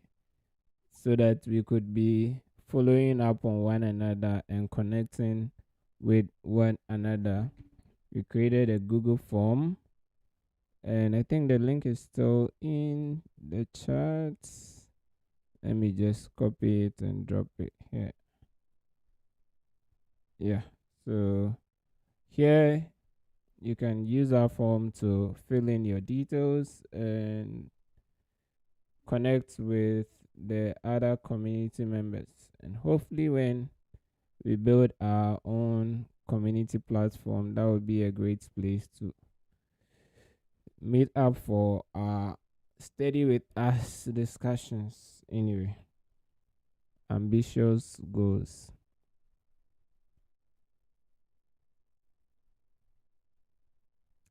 Yeah, yeah. Okay. Marilila, that's a great idea. Fun. Okay. Anyway, uh, I'd have to go and get that done. Let me see if it's possible from here. Is it possible? I have to go to YouTube. Got to go to YouTube. Mm. Maybe subsequently when I'm creating. The thing is, since the first day I created description and the title. I haven't changed it again. I haven't even bothered to look at it again.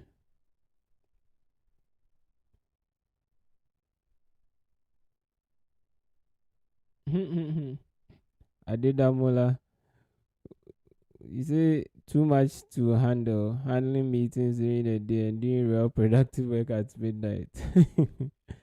I mean, that's the path that a lot of us all are walking in. And the good thing is to be in the known that, hey, like, I'm doing this, but I'm not alone. There are others who are equally doing this, and people who are even doing more than what I'm doing. When you are able to find that kind of people around, you take consolation in that fact, and you are able to keep yourself moving. So yeah, I mean, I think that's the essence of having a community of like-minded people, so that they keep pushing you. Yeah. Says, can you tell us step by step what you take? Oh, what you say? What you take when you want to build a project? What? Oh, the steps you take when you want to build a project. Okay. I mean, Nelson, I believe because you are new here, but we've been discussing some of these things over time.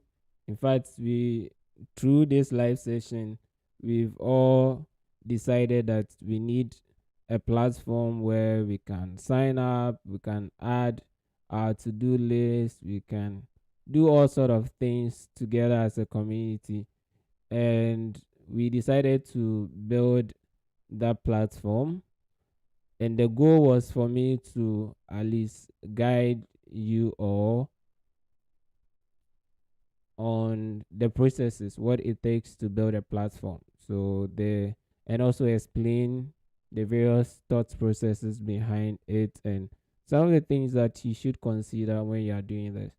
So I feel that it will be a lot of work for me to ask you to go and watch the previous streams. I know, because these are very long streams, and I don't see how easy it is.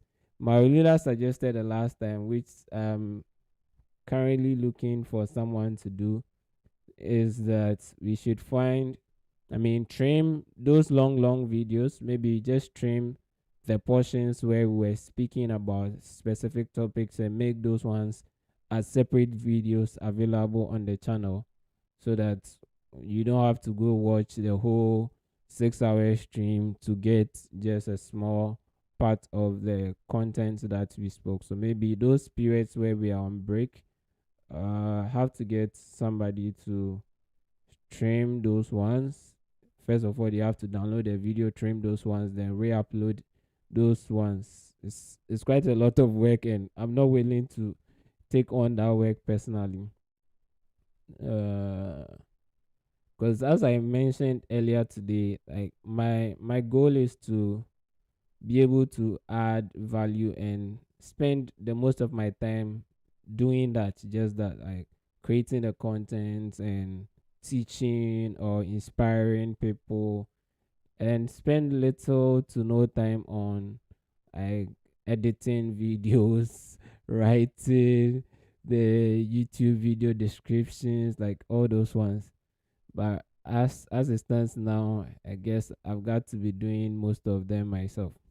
Anyway, so Nelson, don't worry. I mean, you would get to hear a lot of these, and I won't be able to summarize everything in one day. But then it depends on the specific projects that you want to do, and the tech stack that you want to use. So, which programming languages do you want to use in building that particular product or projects that you're embarking on? Then, based on that, what are the other requirements? So, you look into the product you want to build. What are the requirements, the specific things that you need? So, there is something called the SRA, right? The software requirements, something. Oh my God. Is it SRA? I don't think it's analysis. there's a term for it where you document all the requirements of SRS, I guess. What's the full meaning? Give me the full meaning. Let me see if that's what I'm looking for. Specifications. Yes, yes, yes. Software requirement specifications. So SRS. Yes, I remember that. So when before you build a software, you'd have to come up with that as well. And it depends, depending on if you have different teams working on different aspects of the software. Usually you would even want to start with what's the problem that we want to solve with this software or this product that we're going to build. Yeah, exactly. Ali, thank you very much. So that is, you prepare your software requirement specification document.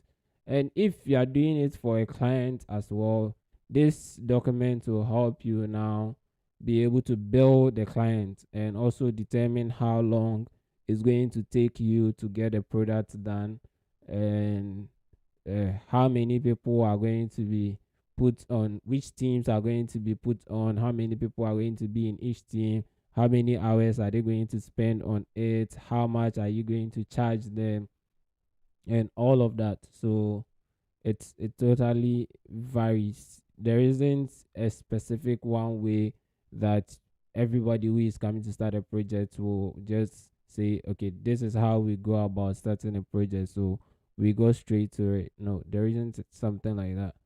The other thing, as I was saying, is depending on which teams you have at your disposal. Sometimes you may have to start from the problem statement. What is this software? What's the problem that we want to solve with the software we are going to build? Then from there, you'd even need to come up with what we call user flows. So if a user is using the product that we are building, what are they going to do? What are the various actions that they can take on this particular platform or product that we are building? So say a user lands on the landing page, then what's next? From the landing page, where do they go to? They create an account, so they click on register, create an account.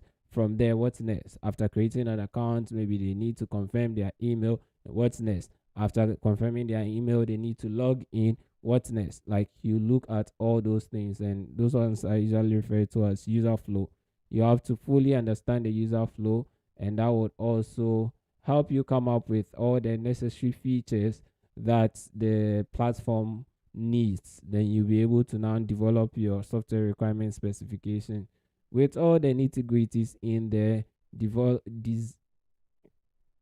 Let me relax.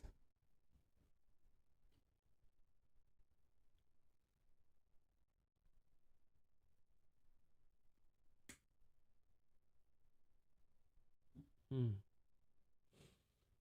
Okay, so yeah, that's it. And I've been trying to illustrate some of these things throughout streams where we've been talking about some of the projects we are working on. So hopefully you get to see all of these things practically. Okay, that is good. Ooh,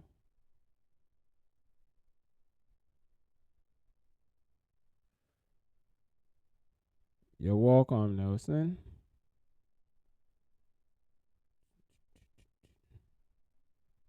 Okay, what's going on, everyone? Oh, what's the time now? 12:58. So what I think is that we should go for another focus session. Then when we come, I'll take my time to talk about any other thing that we want to talk about. That time I can close. I have to finish up a few things at work. So maybe we'll go quickly for another focus session. Then when we are back, we can discuss more about whatever we want to discuss. So Ali says basically contains all the requirements, both functional and non-functional UML diagrams, like use case diagrams consisting of actors, goals, scenarios, activity diagrams for user flows, etc. Yeah. So I mean, it usually depends on, yeah. I understand that there are things that you'd learn that this and that is what you do. But sometimes when you get into the workplace, it depends on the culture in the workplace and what they use and what they don't use. I mean, every company is different, but then it's always good to know what is required, like what's the standard, what's the ideal situation. But when you join a team or a company, you would have to adapt what to what they are doing and how they go about stuff. So very important. But then it's very good for you to be knowledgeable about them. Okay. Knowing that, yeah, this is what you do, this is something that you need to be aware of, blah blah blah. But don't go imposing like what you have learned, especially in school, into like onto the people that you're going to be working with. Yeah, like, why are you not doing this? Every company and their culture. So personally, um for us to build something, especially if you are working alone, man, if you're working alone, ideally coming up with all of these things is the ideal thing, but will you get the time to do all of that? So you need to know. Okay, please be in the known. Like there is some the this terminology, the SDLC, the software development life cycle. So that's something that you also need to know. You need to be aware about if you're a software developer. What exactly is the life cycle like? Okay, then, but it doesn't mean that you routinely have to follow every one of them. Okay, very important. Anyway, yeah, even the, I mean, just to respond to, okay, Victor said, I always feel creating UML diagrams are more anxious than development itself. So the most important thing is that it depends on where you're working, because you, the software engineer, maybe you are just one of the backend developers somewhere, or you are the front end developer somewhere. You may not necessarily be tasked to develop the UML diagrams that you are talking about. Okay, and it depends. Sometimes too, maybe you are the lead of the team, you appoint someone to do it, or you have to do it yourself and then come and talk to the team members and all of those things. And for those of us who didn't really go to like those routine academic institutions, like I didn't go to university to learn these things, we hardly pay attention to some of these things. Like those ones are the book knowledge. So previously, before joining ALS, I didn't feel comfortable teaching a lot of tech related things, because most of the people who want to learn it are people who are in school, and they when like I remember when my younger brother was doing his degree, his first year in he did IT, so BSc in IT, or yeah, I think that's a Bachelor of Science in Information Technology, I think. Yeah, that time I was in like fourth year or fifth year. I was in fifth year in the university, and I remember he coming to me with an assignment where they've been asked to write algorithms and pseudo code, and man, I didn't know anything about these things, like, and I didn't want him to bother me. I was like, hey, all I care about is to write code. I don't I don't know what pseudo whatever is. I don't know what these ones are, but my own is to write code. So you realize that if you don't go through a routine academic institution, or even like a well structured boot camp or program like ALS, SE as we have it, you probably will not even take time to learn these things. Like your focus is on the code, okay? But it's always good to know these other things because they make you a well-rounded individual, a well-rounded software developer or engineer, and it makes you well respected, even if you didn't go for, I mean, like you are a self-taught developer or whatever it is. If you have knowledge of these things, you can communicate at every level, and it's really a good one to know. So most kind of use the agile approach to software development. Yeah, that's one thing.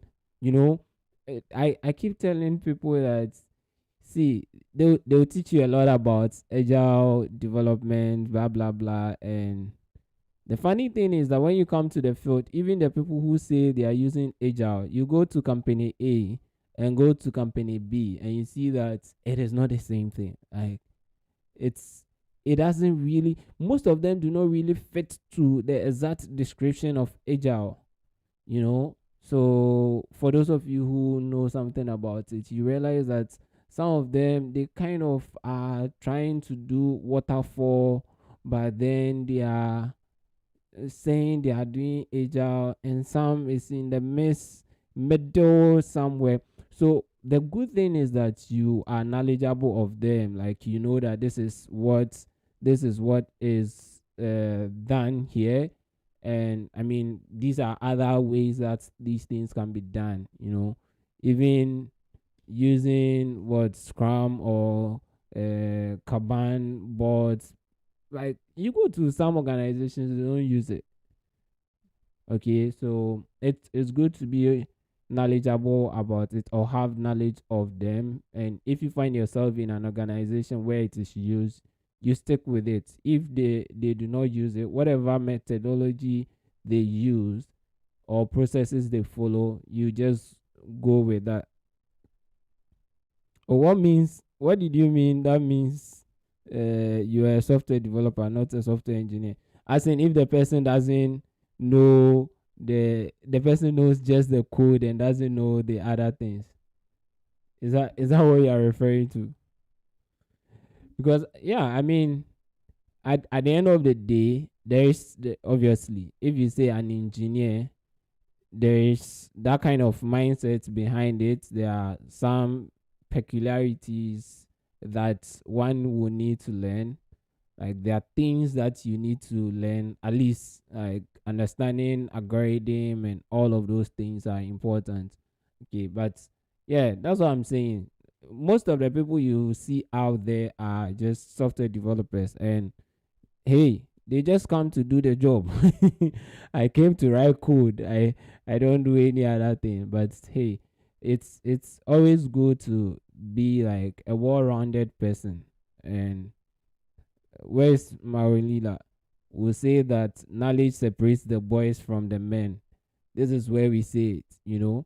So even if you're a self-taught developer, at one point in time when you have a good grasp of the coding synthesis and concepts, it becomes a good time or starting point for you to now broaden your scope of knowledge and start looking at all those other things that the engineers know. And I keep saying that don't let your title restrict you to what you can do and what you cannot do. See, don't think because I am just a software developer and I'm not an engineer, there is no need for me to learn about algorithms. No way. Learn everything that you can learn for as long as you have the time, and if it is going to improve on the work that you are going to be doing. That's what is most important. Since most business or clients are just interested in getting the functionality working.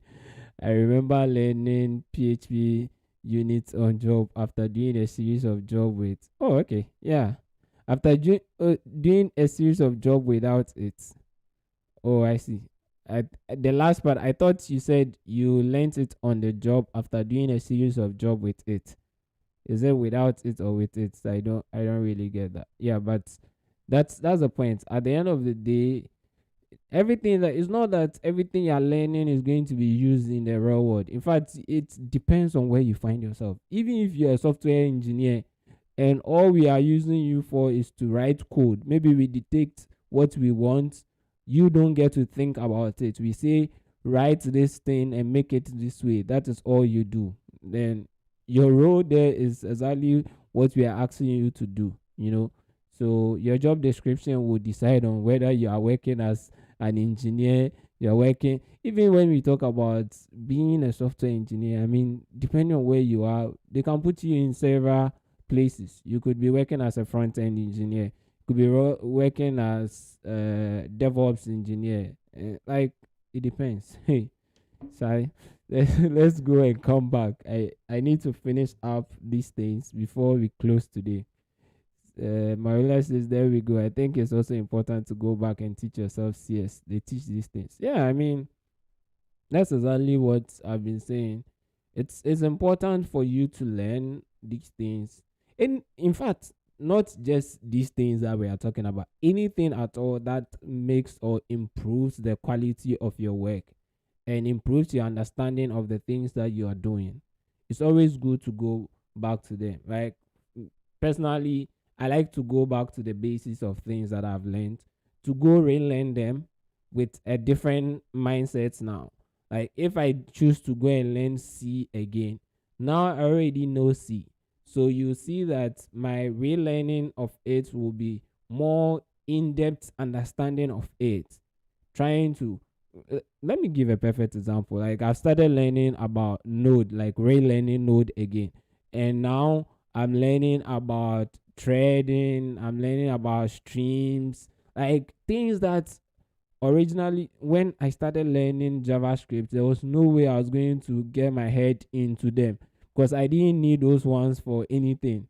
I just needed to know how to write a code. Now I know how to write a code. So it is high time for me to now go back and get all those other things that would further enhance my ability to use the language. Say the language is just a tool, but then you should know exactly how to use the tool, when to use it, how the tool works, and all of those things. And that makes you a well-rounded person. That's what I personally advocate for. So irrespective of whether you're a software engineer or you're a developer or you're a coder or you're a programmer, whatever title that you have given yourself, it is always good to have knowledge that would, yes, let me quote our mantra, knowledge that will separate you from the boys.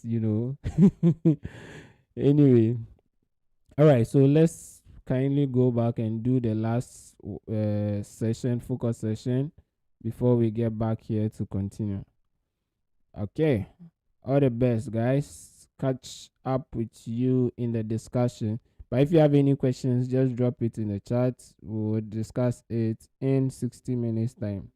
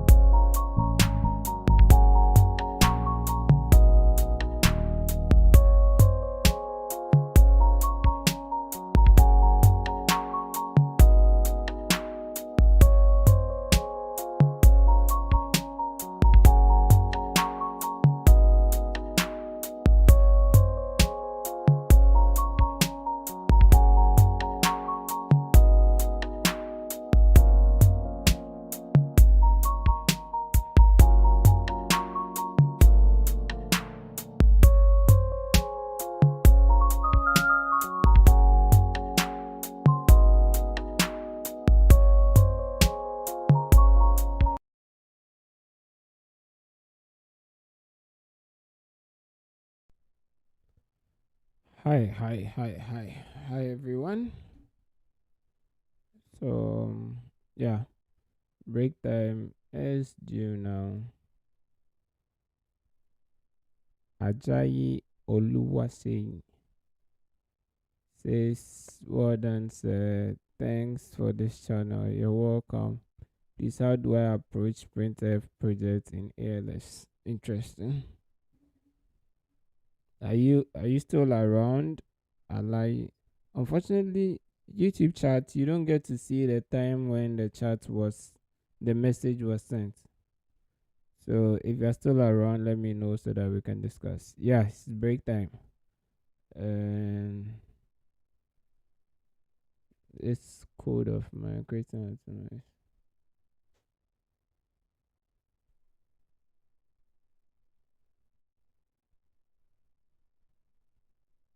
It was sent at 2:05. Wow, that's 10 minutes ago. But how come you're able to see and I am not able to see the time that it was sent? Anyway, yeah. So Ajayi, if you're around, then just notify me or signal me so that I can talk about it. Yeah, I know, right? Because I feel I should be able to see it from here. Maybe if I go to the main YouTube, I may see it, but then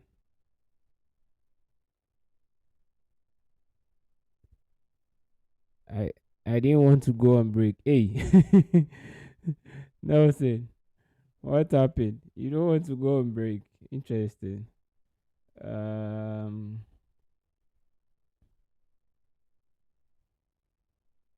yeah. So we'll be streaming tomorrow. So hopefully tomorrow we'll be here. Ooh, wow. This thing has gone through. I need to let me get back to AWS. Yep. Ooh.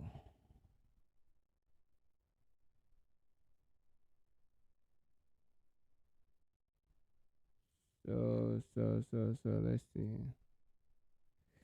I need to get back to AWS.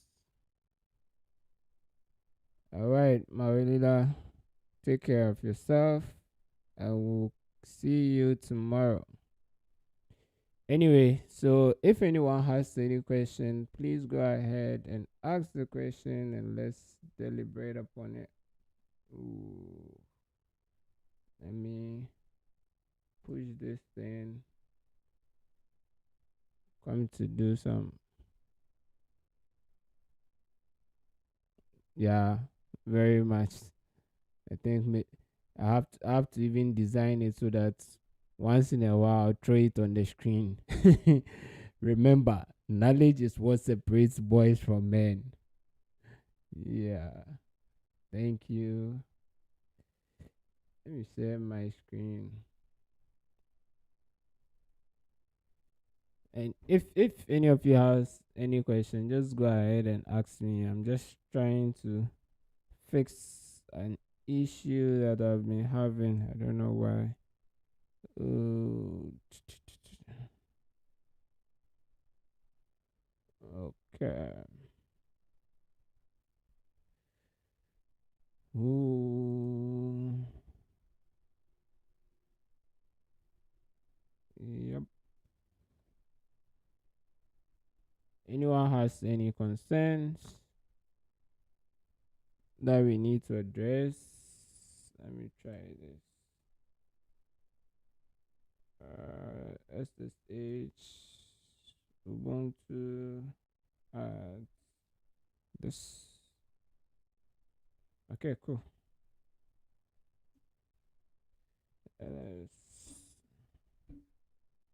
CD ls MC Yan version.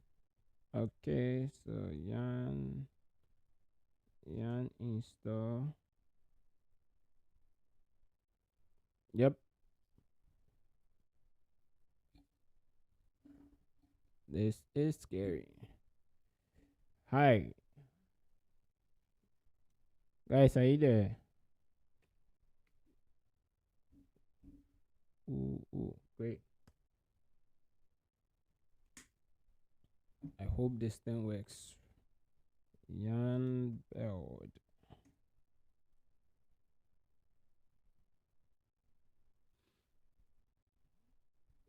Mm, mm, mm.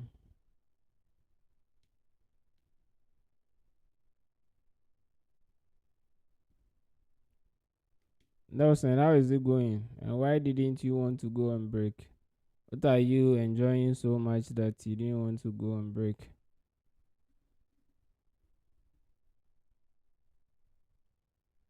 Adidamola.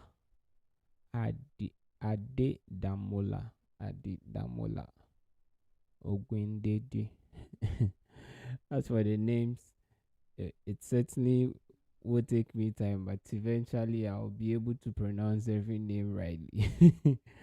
One day, just one day. Um,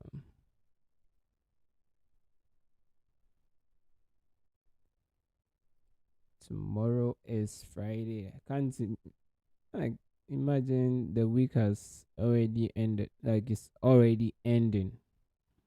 Hmm.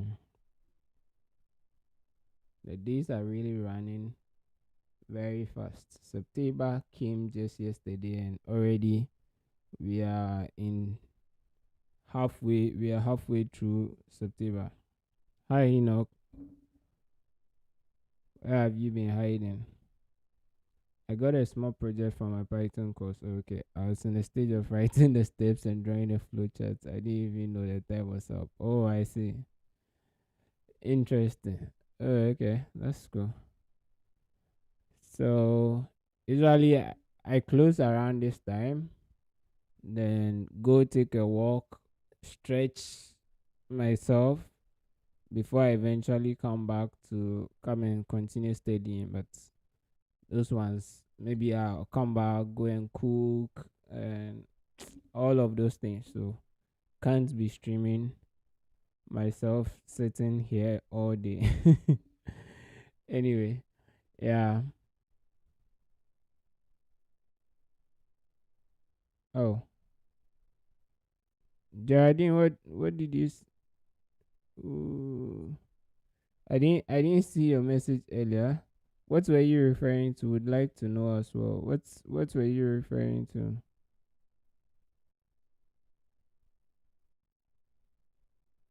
Nelson. Yeah, I mean, I have to cook as it stands now. This afternoon, I really do not know what I'm going to take for lunch right now.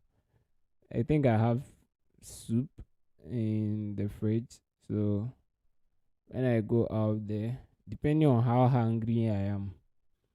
So the building is such that my kitchen is at the top. So I have to climb to the top to go and figure out what I want to eat. Anyway, yeah. Ooh, this thing is taking forever. I hope it's actually working because when I tried it locally, it has worked. So I don't know why it doesn't want to work when I do it on my online server. Oh, let me see the script. This is build.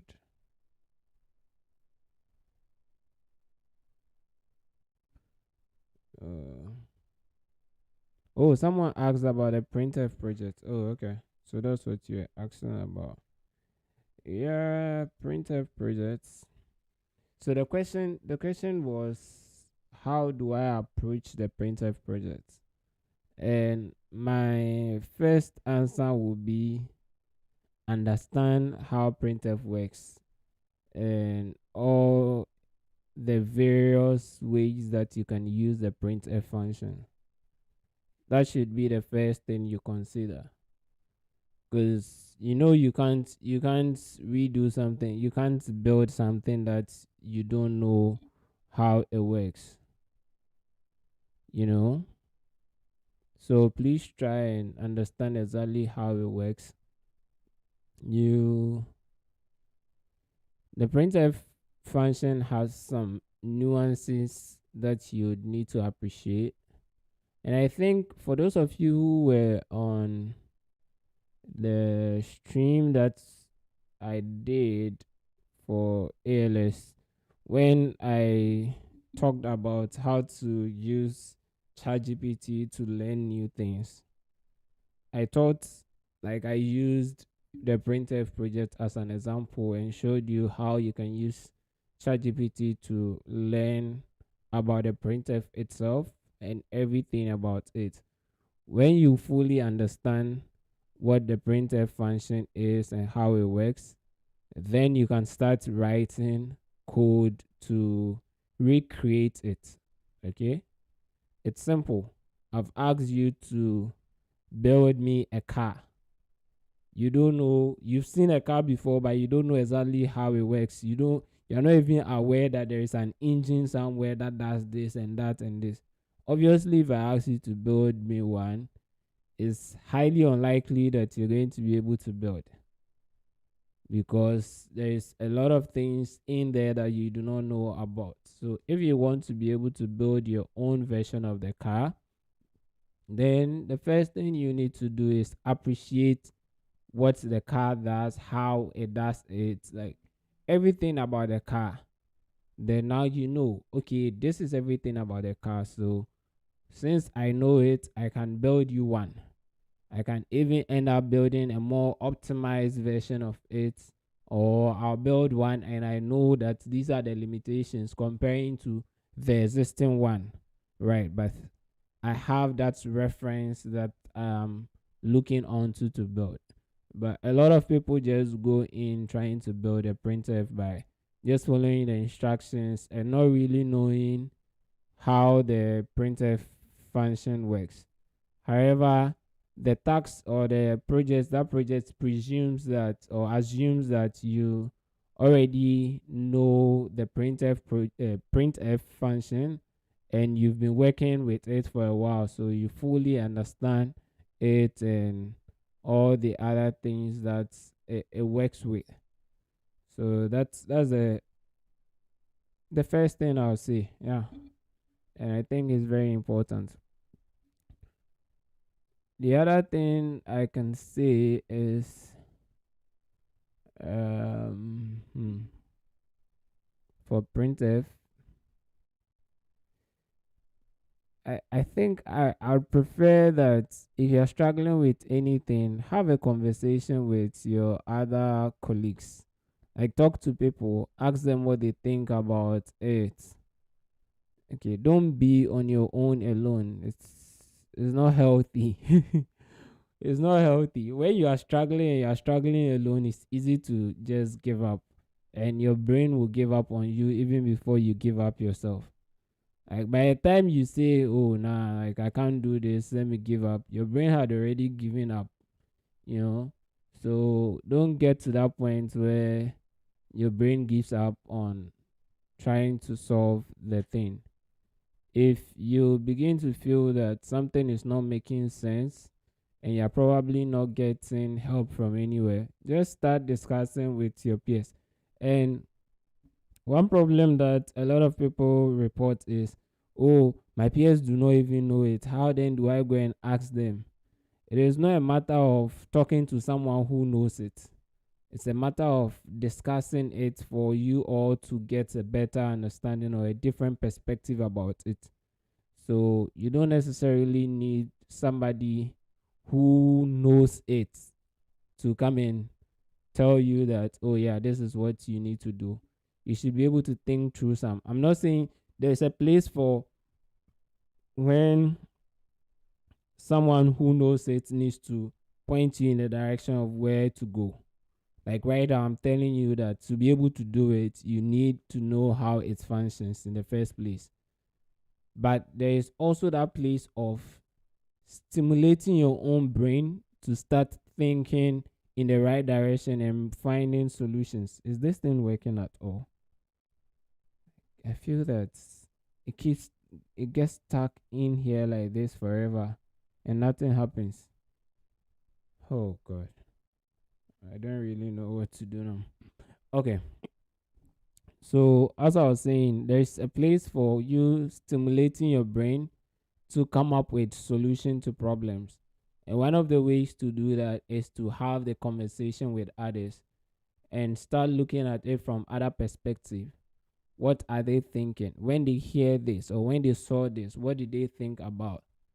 Get to know what they also think, and you all brainstorm together, and eventually you'll be able to find something working. And for me, yes, it's important to get the minimum score to pass your milestone.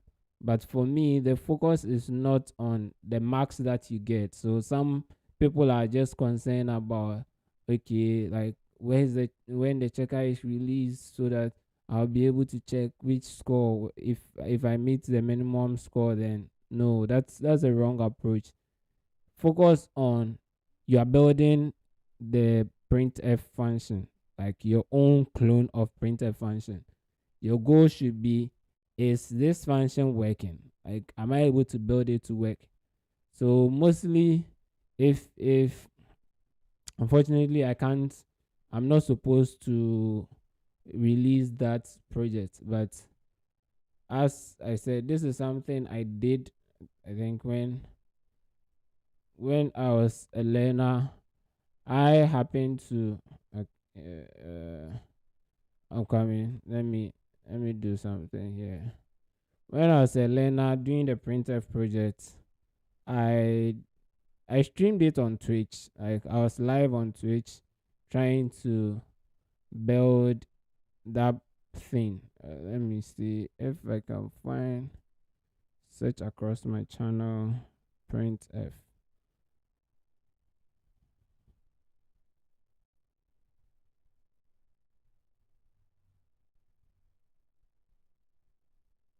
But this is just to show you something because the video is not publicly available. So this is my partner and myself going through the project when we were doing it. And my goal wasn't to test the project to see whether it was working or not working. My goal was to be able to build a printf function or clone that works the way we wanted it to work. The funny thing is, when I was building this, I was equally teaching it to people. So it wasn't easy. And you see, I was doing search online, trying to understand certain things all through. Okay, so that is what I can say about doing a printf project. I hope that helps. What is this thing? Oh my. I don't think anything is happening here. Let's see.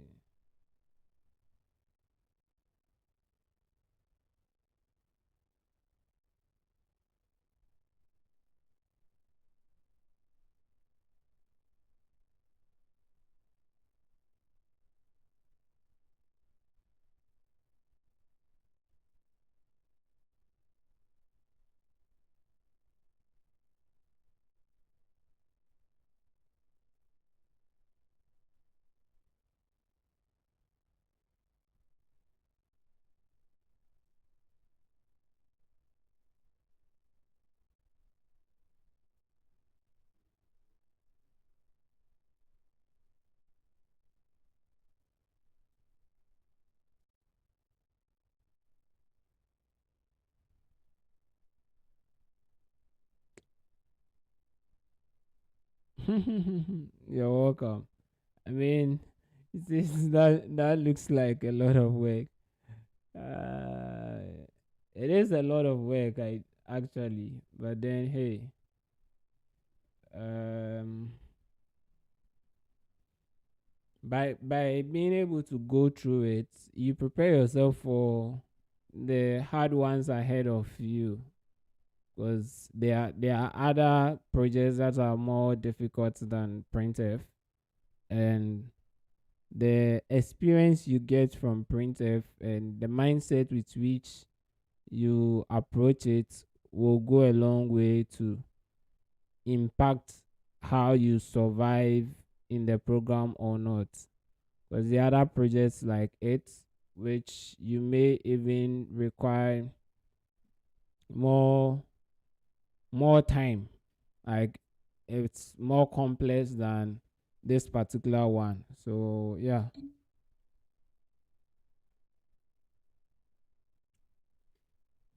be ready to put in the work.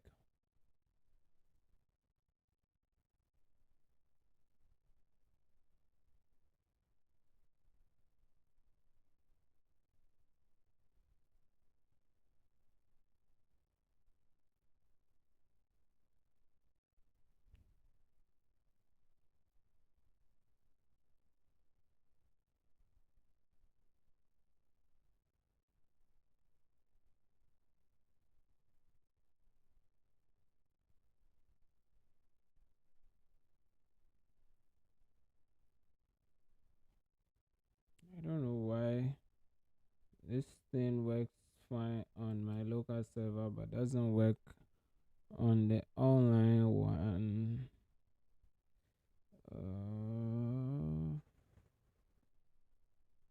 Yan version 1.22.19. 1.22.19, the same thing. So I'm wondering what is happening. Why is it hung up?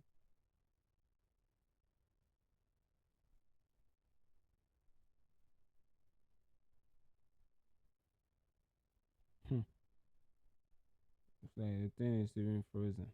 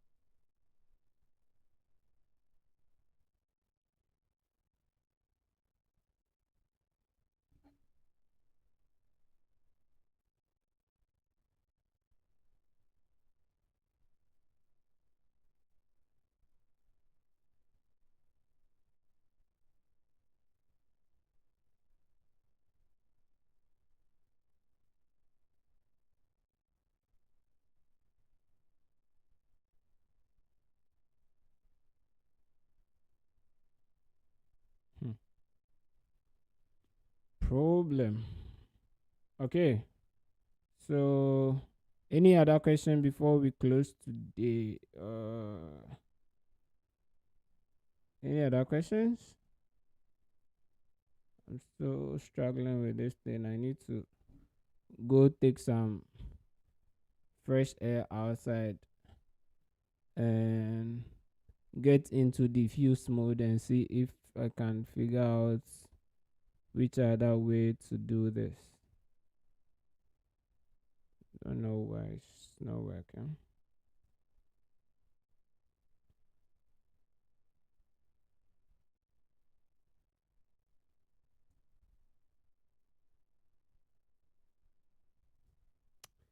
Yes. No other question? I guess if there's no other question from you, or then we can call it a day for today and continue tomorrow, God willing. Turn off this and turn off this. Yep. Ooh.